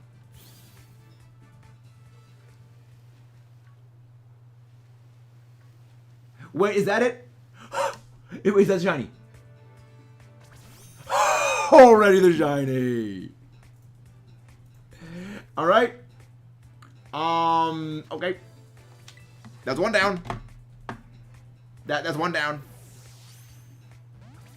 Yeah, it's very noticeable. It's more than a little noticeable. Yeah, like, again, you can see the blue difference. You can see how blue. Blur. Yeah, I mean, hunting in the water is annoying, but it's either this or Masuda. Like, it's either hunting in the water or Masuda hunting this thing. Like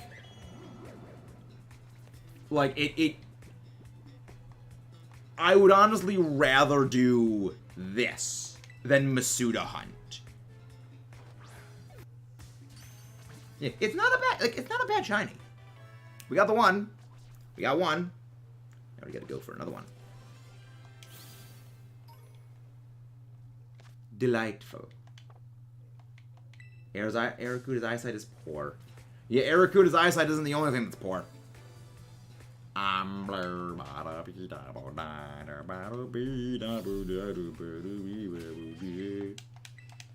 Wait a second. Each big one adds a new Salmonoid King. The Salmon Trophy is it possible to get all 4 types crowned on go for one trophy? I feel like they almost might allow you like to buy the trophies at some point in the future, Mudkip. Like, it wouldn't surprise me if they do that eventually. They make it, like, buyable.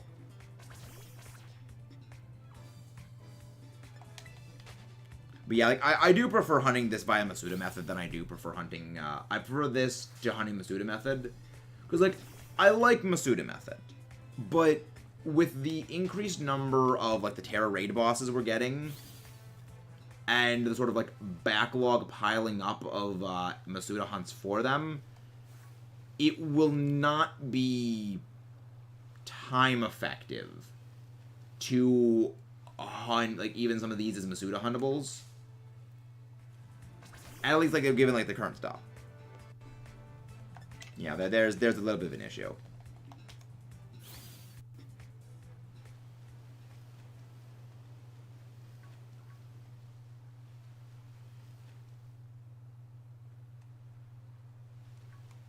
But, I mean, again, that's only really conditional on the rate at which they keep adding level 7 raid bosses that are new. Because if they do kind of what they did with, like, the Pikachu again, where it's like, oh yeah, here's, like, a thing that it's just not really Masuda, it's not, like, anything special, okay, I'll do that. But if they do, okay, like, every other, like, it's every month, we basically get, like, a new prior starter, then that's going to make hunting these things by Masuda method a little awkward. Because then, you know, okay, then that piles up. Super exclusive. What do you mean? Oh, ever do version exclusive champions? I don't think they will. Like, the closest thing they did to a version exclusive champion was in Black and White. When you fight N, his team is different depending on which version of the game you're playing. But I feel like that's the closest they'll ever get. Because, like, they've had... Like, Leon, his team is different depending on which starter you pick. It would be interesting to see if they do version-exclusive champions. But I don't really see it happening. Because it's honestly more work to program and, like, build a specific new champion for a different game. Because, like, they did versions of gym leaders, but I feel like gym leaders are a bit lesser importance, I guess, compared to, like, Elite Four and Champion. It would be cool, though. It would be very cool.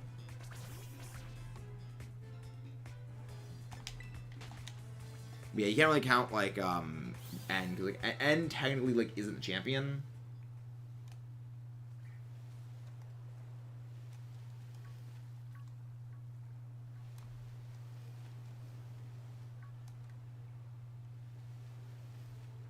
You're like, shiny Arakuda, like, it does look very nice. It's just an annoying one to spot.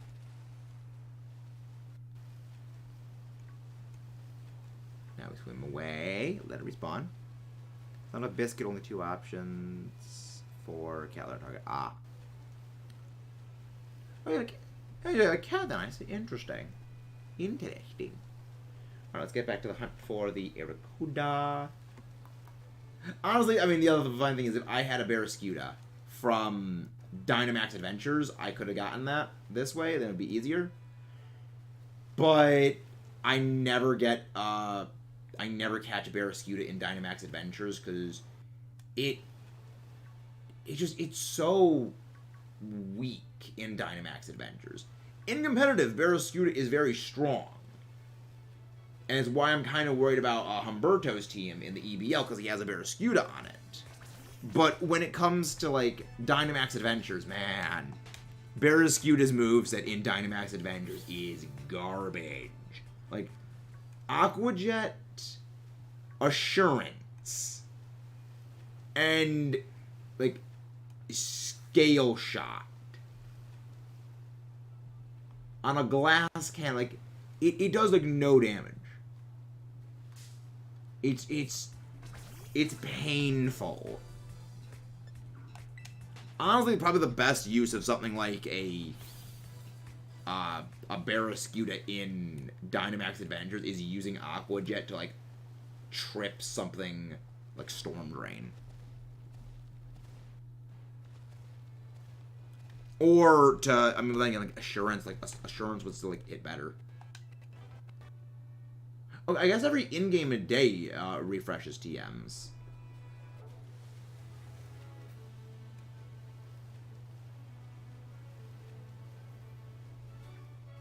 Nope.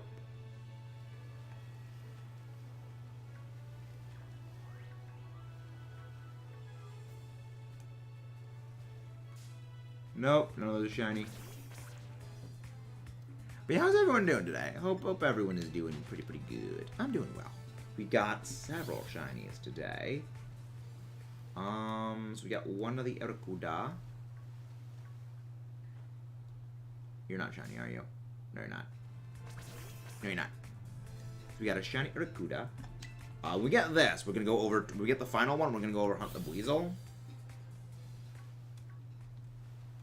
Try to knock that one out, because the reason why, like, Buizel was not as high on the totem pole as this one was is, like, Buizel can hunt on land. Like, you can also, like, kind of hunt Buizel on land, and it also sticks out a bit more. Whereas with this one, else you can hunt in Legends.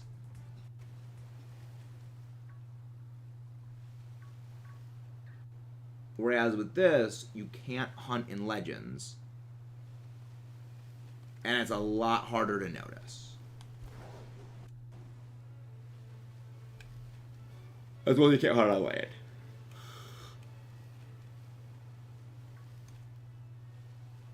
I don't think I actually reset them enough. I don't think I went far enough to actually reset everything. But again, we already got one. So, like, even if we don't get it, we're fine.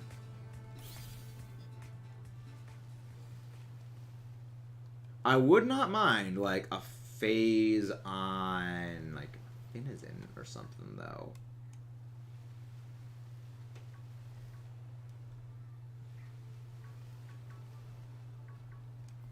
Yeah, I would not mind a phase. Hello, Gyarados. We already got you. So I don't need your shiny. Yeah, we actually got a shiny Gyarados several weeks ago. Back when it was the Charizard Terra Raid event. I was just doing my Charizard raids, doing my daily Charizard raid, and just on my way to it, there was a shiny Gyarados that just walked in front of me. It was pretty great. I liked it. I was like, okay, catch a Gyarados. Okay.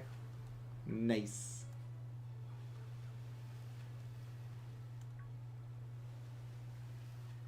Though the funny thing is that the Gyarados actually already have a spare one.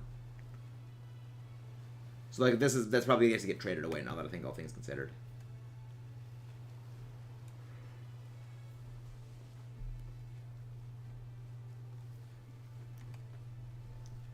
Which kind of makes sense. I mean, I already have a spare of it.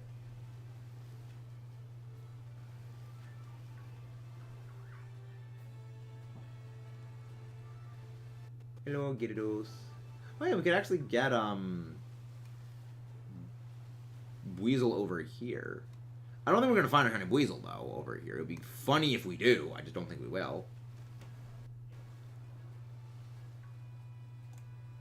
It's just a bit unlikely. Been on the unlikely side, but I mean, stranger things have happened. You know, we got that frickin' Iron Thorns when I was talking just mad stats about how it's going to be not even likely that we're going to get Iron Thorns, we're going to get Iron Hands, and then right after, immediately we get Iron Thorns as a shiny.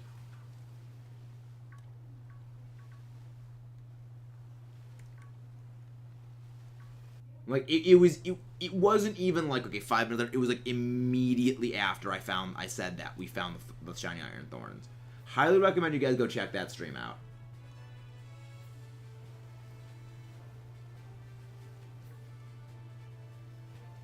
I just don't even remember when that, like, which one that was, because it was so long ago.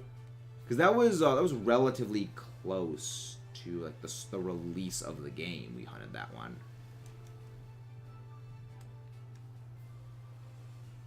Well, then you could probably figure it out by the Shiny Reaction compilation we did. And then, okay, well, this is when it was. You streamed this on this day, this on this day, this on this day. And then just back calculate.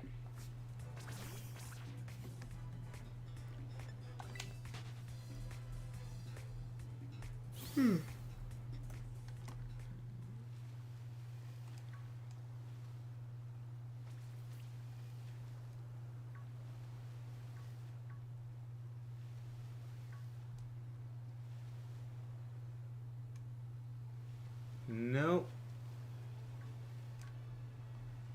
Not a sparkle in sight. Yet. Not a sparkle in sight yet.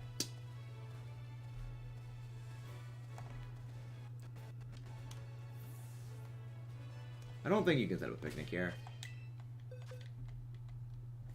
Well, we'll figure out if we can. I don't think we can. Nope, wrong. Stupid input lag. Yeah, we can't make one here. But we can at least climb up a little bit enough just to get out of range.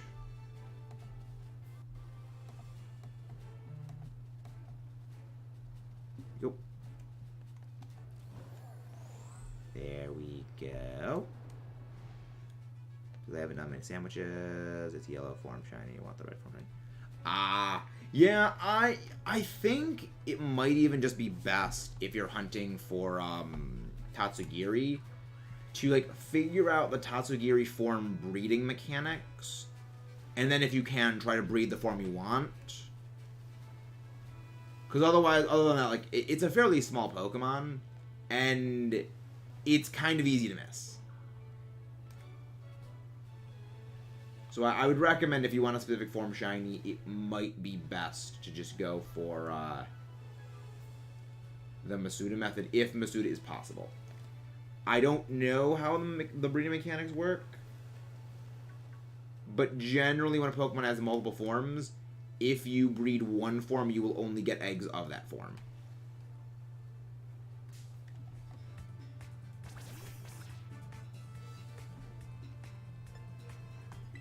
Okay, so, yeah, so you do get exclusively eggs of that form. Okay.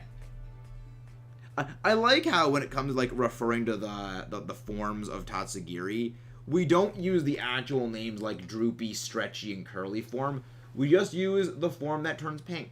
We like the one that turns like just the colors. I love that. I find it funny.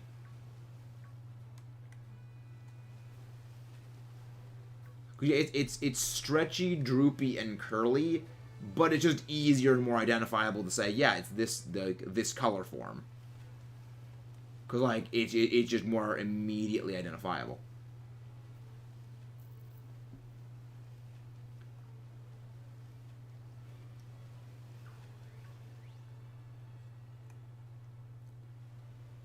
I hear Finizen. So, like, I know there's Finizen around here somewhere.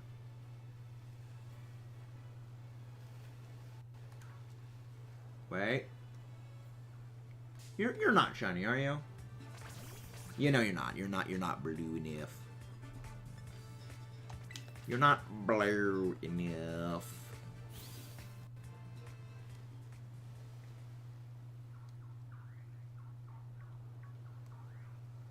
Are you blue enough? I don't think you're blue enough. You know you're not blue enough. You may want to trim that command down You may want to trim that command down, Kayla, in terms of its title. Because at that point, it probably is just easier to go and just grab the link.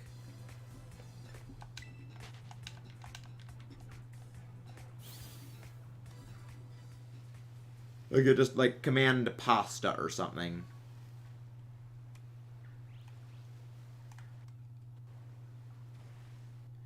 Keep getting MMOs and... Oh, massive mass outbreaks. I want them in the terms of minor land so we can get a tiny center well. Stream's going pretty well, Dragon Dance Tommy. Stream is going pretty good. We got a shiny Iracuda. We got our shiny Zorua earlier, which is good because I wanted that. That was the big one I was after today. We have one of our 2 Iracuda down. Which, considering I freaking detest shiny hunting in the water, is a pretty big progress bar. I got 2 shiny off screens. While I was actually setting up for stream today. So that was good. But yeah, we're doing pretty good.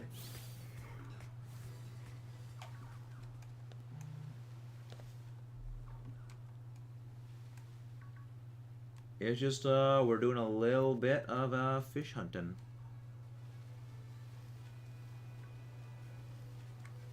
Right, we gotta go back. No, regular Zorua. We do not have our Hisuian Zorua yet.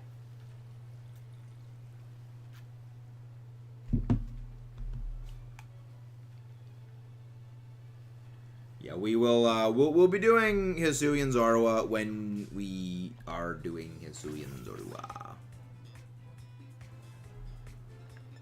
No clue when that one is going to be done, though. I haven't really, like, nailed down all the particulars of things.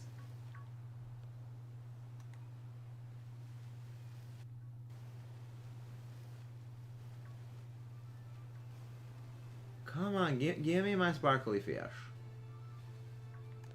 Nope. Nope. Nope.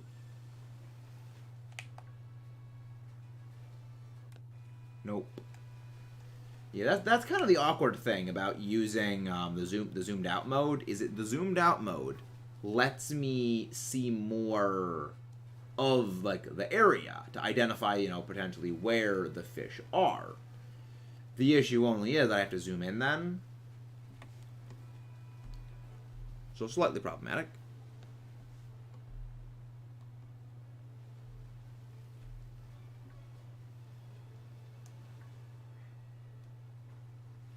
But I have a feeling we're in for some luck soonish. Yeah, again, like I want to get Iracuda down. I think the better priority is to focus Iracuda because I already know we need to resume. Wait. That one looks slightly blue. I don't know if it's shiny, but I think it looks like slightly blue. No, it's not. Okay. Again, the blue filter of the water kind of throws off colorations. Kind of not great.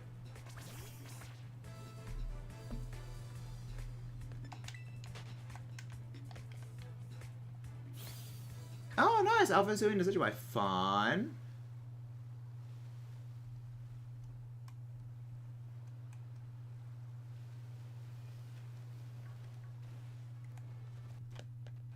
Well, let's climb this again. Yeah, well, I mean, the thing is, Tommy, the reason you're slow on the water is even beyond the game slowing down in the water. It's that your hunts would still be slower in the water because the water does actually make your movement speed slow down, not just because of lag. But also, your resetting of water outbreaks is actually slower because you have to go a further distance away. You can't just drop a picnic, look around, drop a picnic again. So it's a combination of multiple factors that makes the water type hunts slower. Well, the water I guess, like, ocean or lake hunts a bit slower. And I guess, like, more infuriating.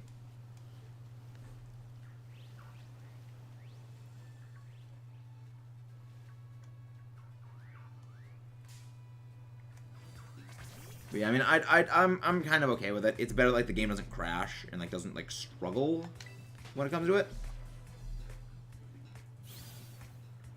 But yeah, it is still significantly slower.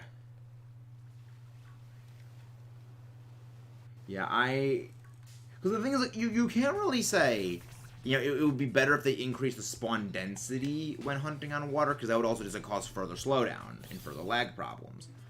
So, yeah, it's kind of a catch-22. Another coronet. I actually think until you complete, like, the massive mass outbreak side quest thing, you will only get them at Coronet Highlands unless you've gotten them at other locations before.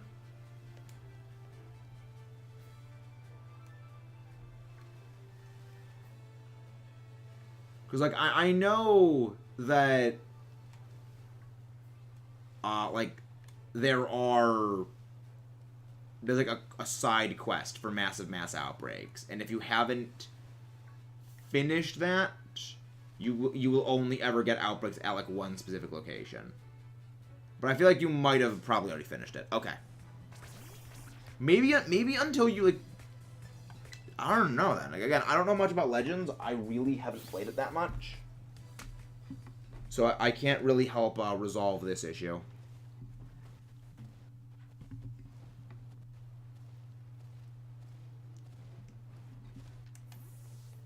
I don't think I can ever set up a picnic here, right? Yeah, I don't think there's any way to set up a picnic here. It would be great if you could, but I don't think you'd ever be able to.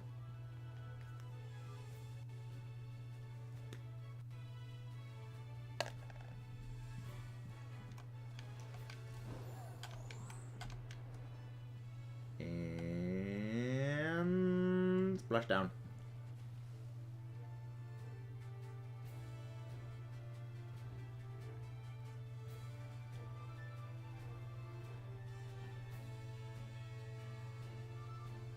There we go. On the chapter while the spawns are resetting. Yeah, my lips get chapped very, very easily when streaming. It's just one of the side effects of talking as much as I do, that your lips just dry out very, very quickly. I mean, it also is a byproduct of, you know, just the air is very dry because it's cold. And I don't like it when my lip just splits open from the chappedness.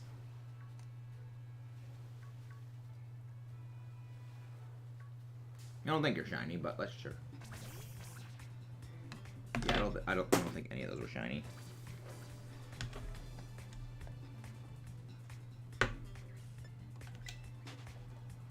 Hey, Jolly Blaze, how you doing? Hope you're doing well. Hope everyone is doing well today. Nope, no Aracuda. The funny thing is, I actually have both an Aracuda and a Barrascuda outbreak. But there is no point in me going for the Barrascuda outbreak.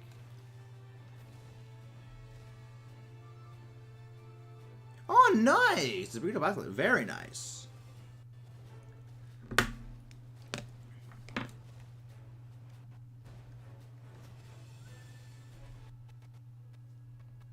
Yeah, I always love the look of those things. I never really could get them, because, like, I just don't have the funding to keep getting, like, all the boxes and collecting stuff for Pokemon TCG. But it's really, really cool, like, all those things. They do a great job with all the artworks and stuff.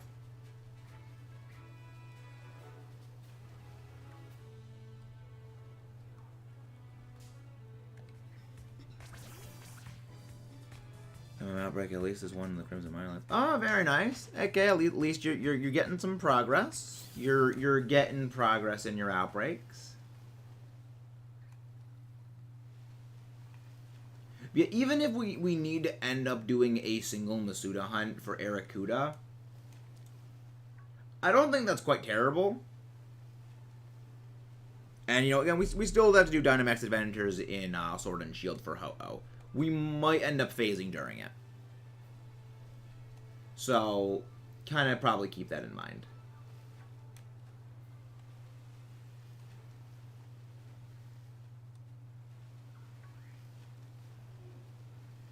Yeah, I'll probably be keeping that in mind when it comes to just the Masuda, when it comes to this, because, like, when...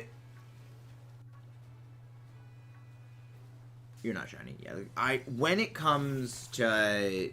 Like, I still also have to figure out when we're going to be resuming the hunt for the shoe bird that is known as Ho-Oh. That, I don't know when we're going to be resuming that, but it's going to be probably kind of soon.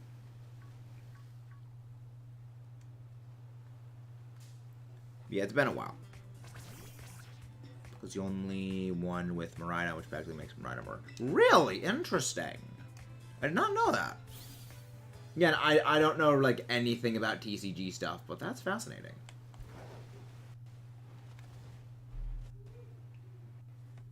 Why can you not climb?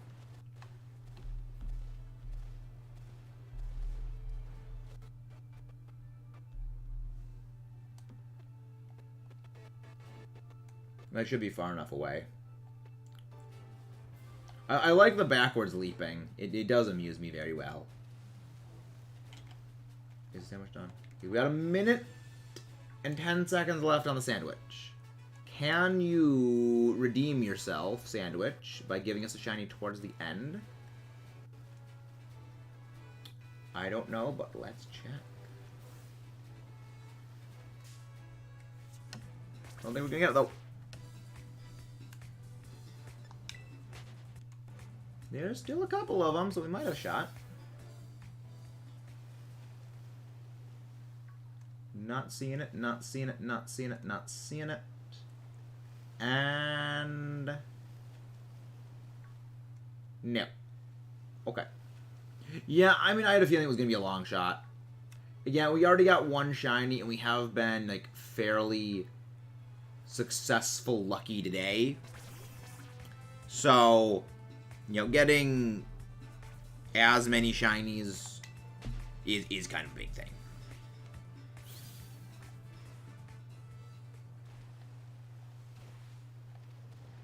Well, with that, we just go set up another picnic and hunt again. Not sure how many more sandwiches how much longer we're actually going to be live for. But I think we're probably going to go, like, maybe pull out 1, maybe 2 sandwiches.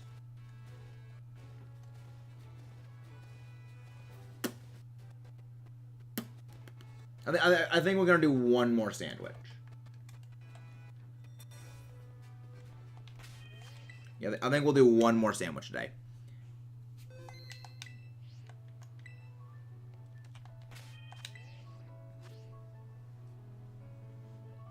And then we go on a raid. So please don't forget to leave a like and subscribe if you haven't done so already. Give me a sandwich. Because yeah, I do have to get working a bit on the guide video for cucumber. I do have to get working a bit on the guide video when it comes to the Decidueye raids. Very nice, Big Noodle! Very, very nice. You gotta get working on the Decidueye counter guide video. As well as, like, crunching a couple of numbers for the upcoming Timmy B EVL fight against me. Which, that fight still terrifies me. Like, it's gonna be an intense fight. I don't want to say it's gonna be the most intense fight of Week 3. Because I feel like that's a bit egotistical to say. But I think it's definitely going to be an intense game. Probably one of the more intense games of Week 3. Provided I can actually, like, come up with a half-decent plan that works. which I am kind of struggling to come up with a plan that works. Because so far they're very, very conditional. Never happened to me. So first we said Scarlet, first thing, the first area, like 30 seconds in, thinking, nice! Very nice. New video, yes. It's a regular Alolan. It is a regular vanilla Decidueye. Which makes it actually a lot easier for us to deal with, because his regular Decidueye's hidden ability is Long Reach. Basically, it just means that contact moves don't make contact with the opponent. So you're not actually getting any. It isn't like it's not like, say, Solar Power Charizard, which was obnoxious to deal with, or Lightning Rod Pikachu. This is an ability that will do basically nothing, which is helpful because it means that we have an easier time like dealing with it. We don't need to deal with like damage boosting. We don't need to deal with any kind of shenanigans. It's looking like it's a fairly straightforward guide, like a fairly straightforward fight with Decidueye, provided they don't pull out some like super BS shenanigans. Which, even if they do pull out some super BS shenanigans, now that they have pulled out already super BS shenanigans when it came to Pikachu, we can kind of modify the plan by accounting for, you know, that level of BS.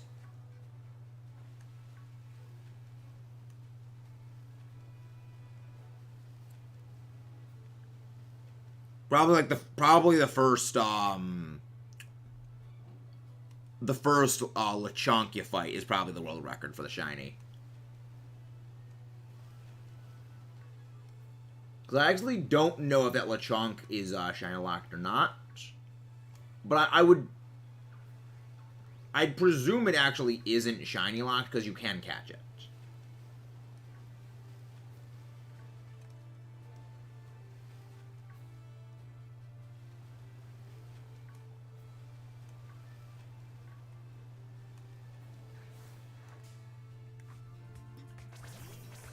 Yeah, I can tell because you just started the game.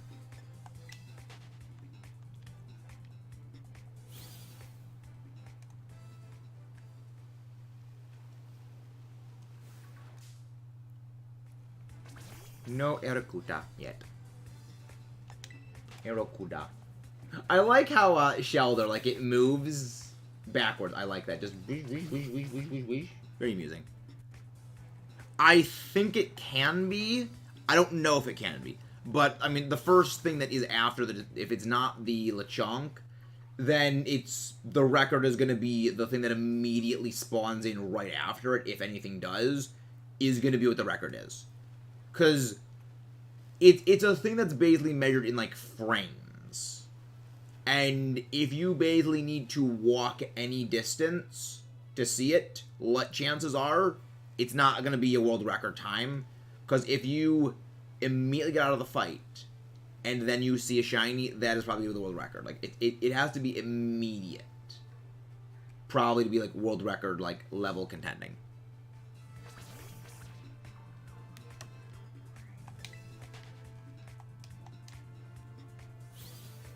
Yeah, I have no idea what the world record is for it, because I kind of don't really pay attention to them. As well as I feel like world record for finding a shiny is a bit hard to like, gauge without like an active live feed when it is recorded.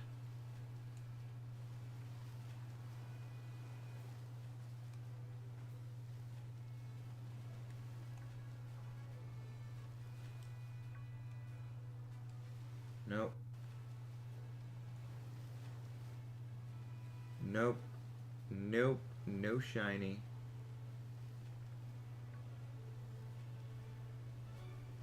Can the Lechonk even be shiny? I actually don't know. Again, I assume it can be because you can catch it. But I actually have no idea. Yeah, at least the target run's done, Foxy. We got a shiny Aracuda while you were gone.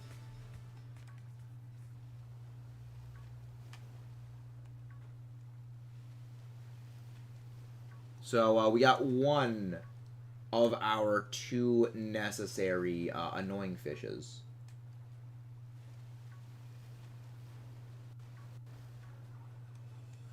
I just want this thing done.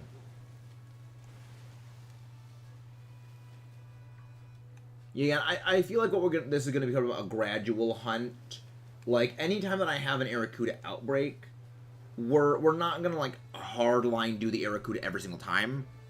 We are going to be doing it like incrementally. We'll do 1 or 2 or so sandwiches of it. Man, he has several. No, that Lechonk. No, as in like the first Lechonk, the Cacciatorial Lechonk, Foxy. Yeah, not Lechonk in general. I have several shiny Lechonk. Many of which, but one, are all going for giveaways, because I don't want them. But yeah, I mean the very specific, like, Cacciatorial one, like the first one you encounter when starting up the game.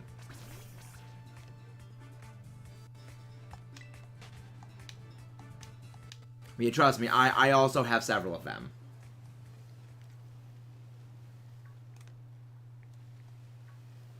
And I plan to turn them into bacon, hot dogs, and pulled pork, respectively.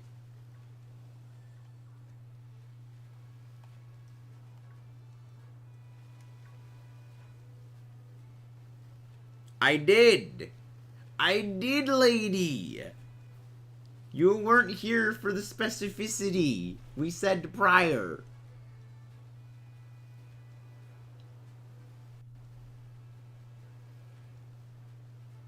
Yeah, this is going to be our last sandwich of the day. Alright, let's let them all respawn back, and... It does take a little bit for everything to start spawning back in. I can hear Finizen. I hear Finizen making Finizen noises. Not looking forward to that hunt either. You're not shiny, are you? You know you're not. I was loading groceries into a car. I know!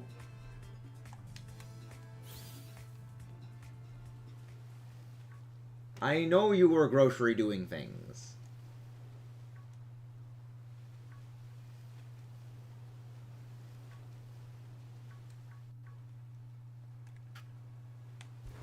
Let's climb.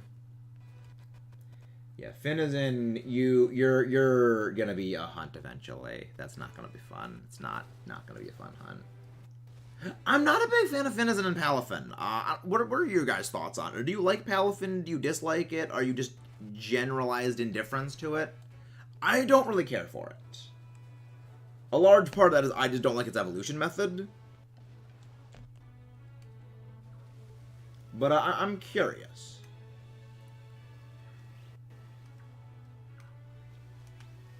Like, I do, the only thing about it I do like is, like, I don't like its evolution method, but I do like how it is sort of continuing from Sword and Shield, the absurdity that are Pokemon game evolutions. Like, they found a way of one-upping Galarian Yamask.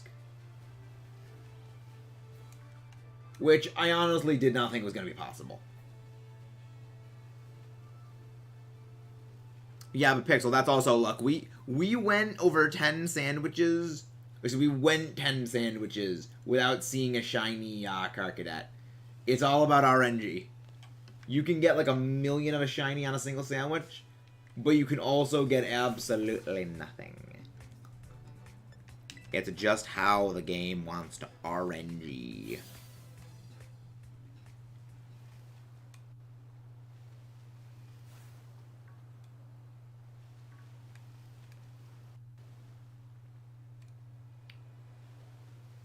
We'll hopefully get our shiny fish.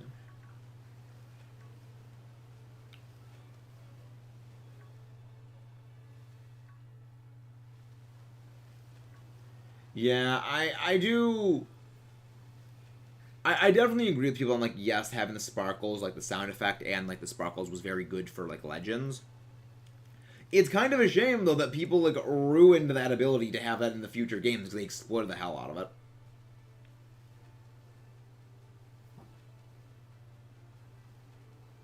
Because then they just removed it from this game. I was honestly a little surprised that they didn't add in like some sort of shiny hunting like noise audio cue thing. But I mean, like I shouldn't say I'm not surprised that they did. I am surprised they did it. I shouldn't be surprised that they didn't do it. Because again, shiny hunting is a fairly niche thing, and also they are aware if they do re-add that, we're gonna get the same thing as what happened in Legends, where it's just people waiting for the audio cue. They're not gonna actually be like actively looking at the screen. They're gonna be like just running around, pretty much just with like listening to it, not necessarily like actually paying attention. Which is kind of the reason why they did that. Was if there's no audio cue, if there's no like visual thing, then you do need to pay more attention to the game when you're hunting. Otherwise, you will miss a shiny. Like I did when I missed that freaking Citadel, which was literally right in front of me because I'm a smooth brain.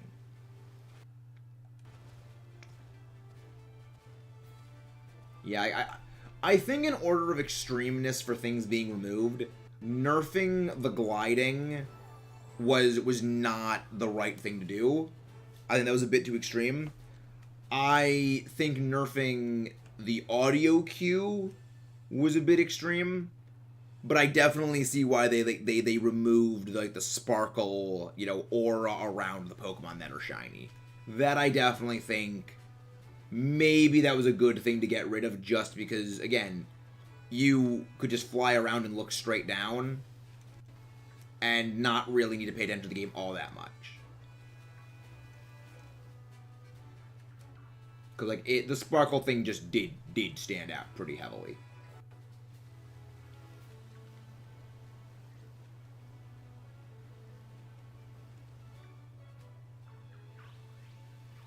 Oh, why is like it hurts like right here for some reason? Yeah, it is. That's kind of like the awkward thing about Legends shiny hunting. It I mean, the other thing is, like, I don't get why it is that the Nintendo didn't realize that, not Nintendo, like, a Game Freak didn't realize that was going to happen. That they made a game where the only thing to do after you, like, beat the story of the game is literally just shiny hunt.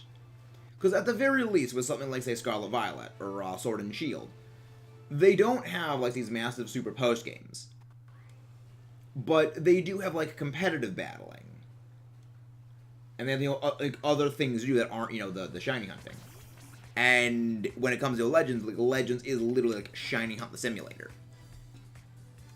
So I don't really understand how they didn't anticipate people weren't gonna take shiny hunting to the most optimal degree.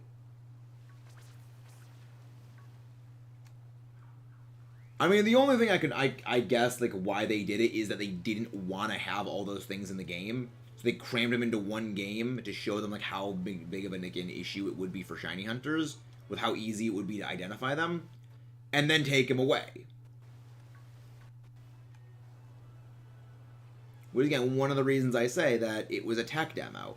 They tested a lot of things in Legends, and a lot of what was good they incorporated into future games, this game. And then what was bad, they didn't incorporate, namely the lack of a storyline. It's a really interesting thing to think about. Like, yeah, Legends.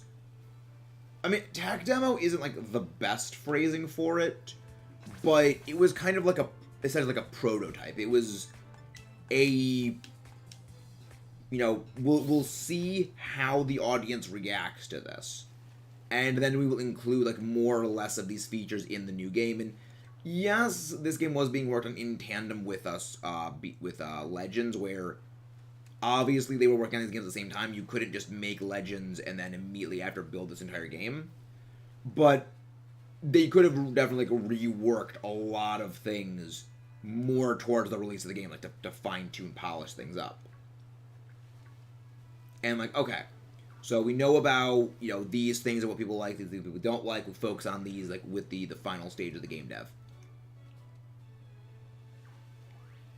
Which is likely the reason why the flying in this game is so much worse. Which is why, like, the shiny sparkle effect is non-existent. Hey, Abercrombie, welcome back. Welcome back. Alright, let's get back into our little outbreak of fear.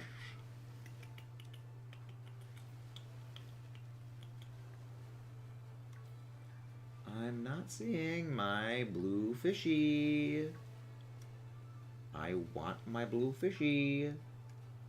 But I mean, again, the thing is, we got one shiny already.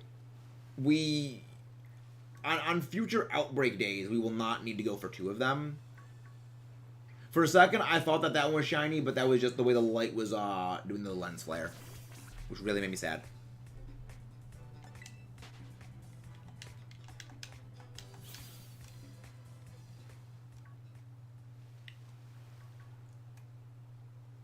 But yeah, it is a fairly identifiable one. It is kind of funny, though, seeing Barraskewda. It was, like, really, really high level, like, very highly rated competitively in singles back in Sword and Shield. We were sort of. Kind of how, like, it was, like, basically trial running a lot of the features that got incorporated into Scarlet and Violet. Because, like, there's the outbreaks, which were incorporated into this game, the movement system, which was incorporated into this game, the overworld visibility things, which were incorporated into this game, the lack of the sparkling thing around the Pokemon when they're shinies, which was removed, likely because people exploit the hell out of it.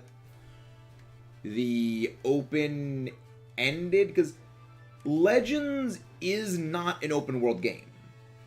By definition, an open-world game is one where you can go wherever you want immediately.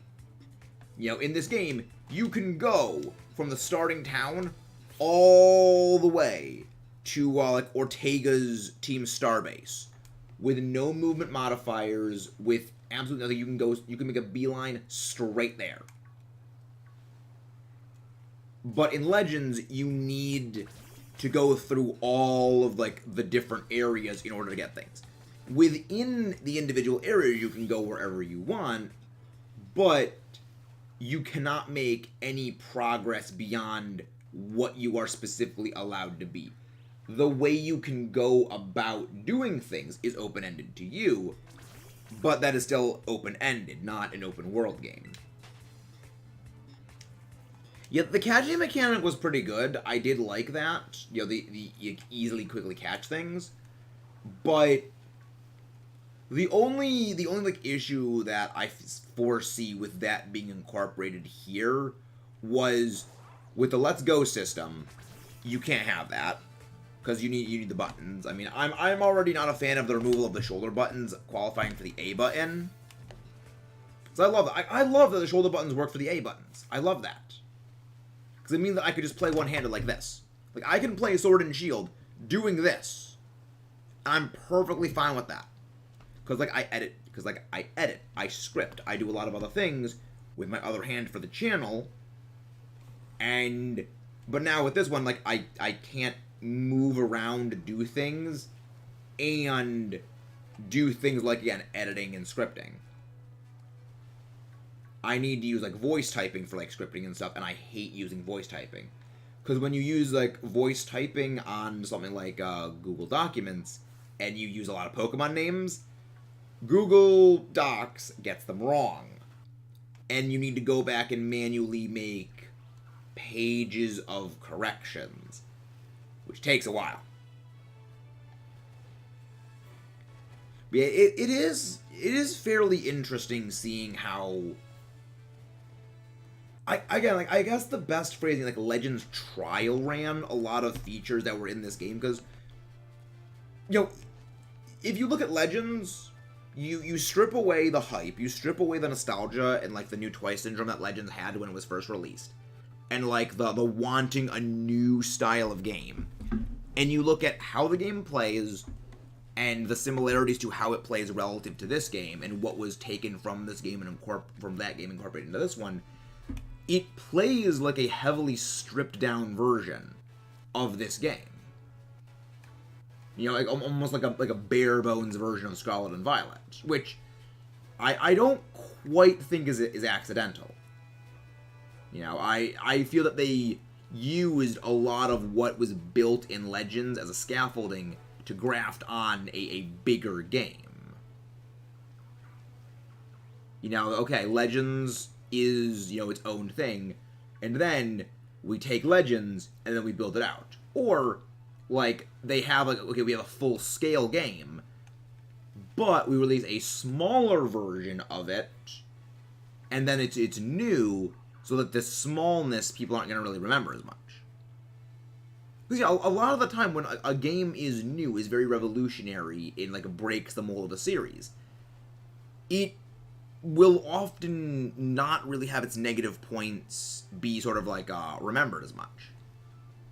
You know, like, a kind of good example of this is, like, as much as I enjoy Breath of the Wild, it does have, like, symptoms of this. This is one of the reasons why I call this thing Breath of the Wild syndrome, where there are more negatives about something than we like to admit.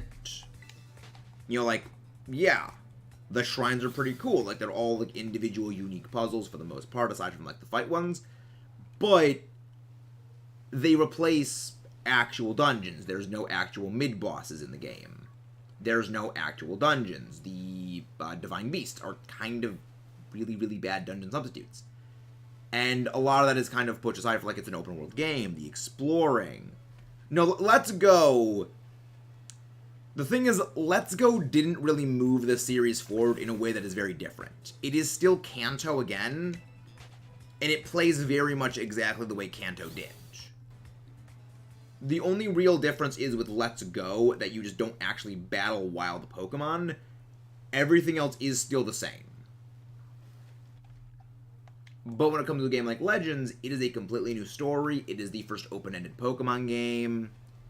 And there are a lot of just differences in terms of gameplay. Even if it actually pretty much is very similar to Let's Go fundamentally.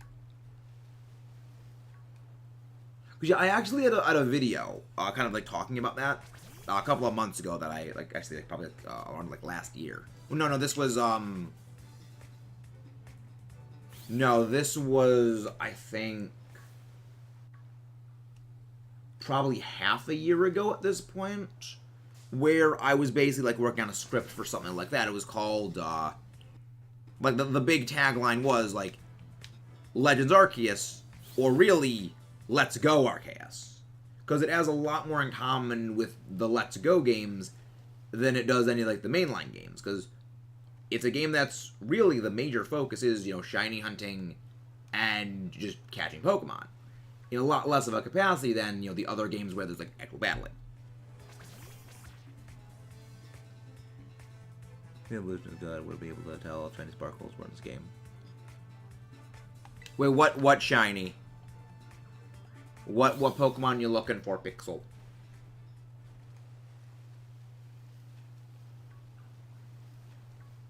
But yeah, there's a lot of just interesting things about this game that were sort of like their roots come in Legends. It's kind of one of the reasons that, like, if they made another Legends style game that wasn't tech demo-y, I think it would probably be, like, easily in the top fives of, like, top 5 games of the entire series. But I just think, like, Legends as it stands is a bit too beta Scarlet Violet-y. Because it does play a bit like a type. I mean, for me, like, I'm a story guy. I love story, and I love, like, I love story. You know, there's nothing to add on that. I like story, I like lore. And Legends doesn't really have that much of, like, a story. A lot of it is actually grind work. This was one of the things I actually did replay the game for another video I was working on. And there really is no battles You know, like, there are, I believe, 3 battles in the entire game where your opponent has more than 2 Pokemon that are not, like, they're, like, actually at your level. You know, the 4th one is the Volo fight at the end of the game when you beat everything. The others are the fight against Ingo, the leader of, like, the Misfortune Sisters, because she has 2 Pokemon, the Gengar and the Rhydorn, and then it's Kamado and Benny. You know, there's 4 of them. There's barely any of them. And you never really notice this, because there's just no battles. And a lot of the game is actually go and, like, food fight this alpha. No, there's the, like, with more than 2 Pokemon. The ones that have 3 or more, there's 3 of. And one of them is the fight against Ingo, Kamado, and Benny in the main story. In post-game, you get the Volo fight. But again, that is after you do everything. And I feel that, like, I mean, for something like, I love battling. And I feel like you make a game that's a Pokemon game where battling, the main staple mechanic that has kind of defined Pokemon, is almost non-existent. I don't think that was a good idea. My main disappointment was, like, I kind of was expecting the what are they called, like the nobles, like the big boss ones. I kind of expected those to be like alpha boss fights, where like they're like totem Pokemon essentially, where you've got like this big either health bar, like this like buffed up version of Pokemon. You have to like battle it, not just throw food. You throw food at them to beat them. And all battling does is just make the food do more damage, which it's one of the things I'm not a big fan of.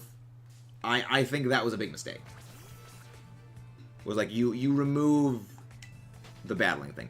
The other fun thing is that they actually have that game's version of badges, because there's 8 like nobles you have to fight in the game, like 8 alphas. You've got the 5 you fight in each of the main areas. But then when you're kicked out of, you know, those got like your first 5 technically badges, then when you are kicked out of the village, you have to go back to 3 of those areas and then fight an alpha inside of the Lake Trio den. So in the end, you still have them that basically emulates the gym badges. And I liked that part of the game. Like, from a story perspective, I don't like that part of the game because it's a lot like what they did with Mystery Dungeon. But I like what they did with like the alpha fights in the Lake Trio den. But I just don't like how it's, okay, you do one, you do the third, you do the next. And then it's done. And like, you go through it way too quickly.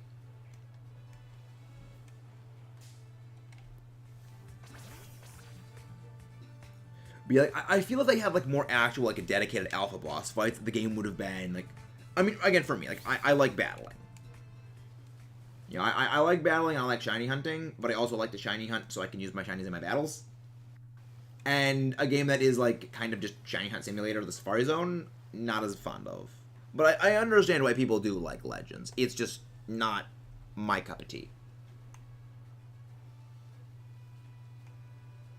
Which is why I would love, like, a more. I would love a Legends game where they include like more battles, where it's a lot of like the thematics and like the lore focus that Legends has, but you incorporate like more battles into that. And I know from like the storyline of like the setting and time and place of Legends, it doesn't make as much sense to have like a lot of trainers. But those things like, well, the alphas could have like filled that like that battle Like that in-game battle roll. That's not shiny.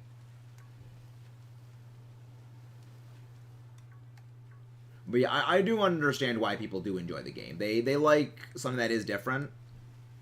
And it does come into perspective. I mean, I'm generally thinking, like, not everything that is different is always better, but there are people who do. The breakup of the monotony was very good for a lot of people. You know, one of my friends, the one who kind of, like, does get me to kind of think, like, more analytically about games, he loves the game. And he says, like, yeah, the reason he likes the game, he thinks the game, like, on its own, it's a great game you'll only ever play once. But he loves it because he wanted something new. And Legends did give him what was new. Like, it gave him something that was different.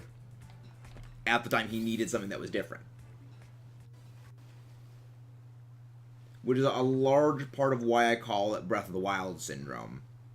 And that, because it does remind me a lot of, like, what Breath of the Wild was like. For a lot of people, where the Breath of the Wild, the being different default makes it good. Which I think is a bit not true. I mean, again, I love story, and Breath of the Wild is Breath of the Wild is kind of a game that doesn't have a story. It's well, not really a story, like more of like a plot line, I guess, is probably the better way of phrasing it. The story is like flashbacks. I like a plot moving narrative where there is the story, and the story moves along as you progress the game. It's kind of like I really, really love Xenoblade.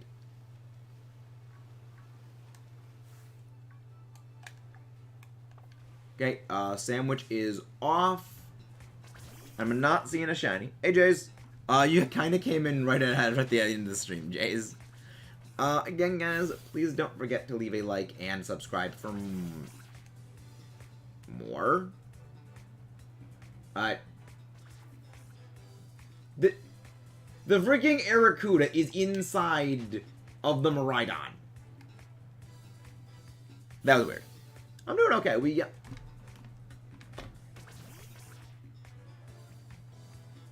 You know what? Die.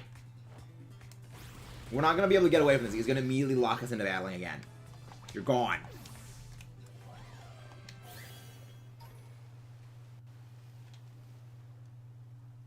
Yeah, we got one shiny Aracuda.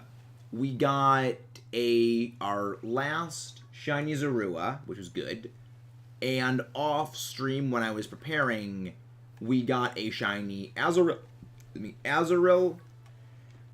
Excuse me again. And a shiny Weasel.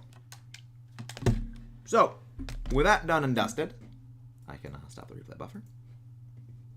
And we're going to go on a raid. Nice, let him raid. No, Miraidon wasn't fighting. Iron Valiant was the one that was fighting. Yeah, Iron Valiant was the one that was doing the punchy fight.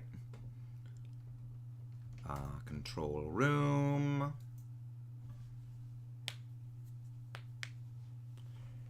And let's go find someone to raid. Hey, Duck Dude, how you doing? How you doing? Let's go find someone to raid. Honestly, do we just raid Zed?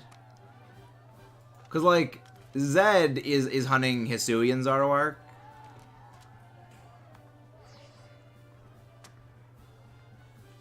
And, do we hunt? Nah, we and actually, I don't think Zed is actually hunting it anymore. Yeah, probably not gonna go raid Zed then. Ooh, what's Razzie hunting? Well, he's hunting like other stuff as well. You know, let's go raid Razzie. Razzie is doing some shiny hunting, as he is shiny hunting chill. So let's go raid. Love to give him a raid. Yeah, I know that's the joke. Oh, sorry. Again, I'm a smooth brain. Remember, I have a very smooth brain.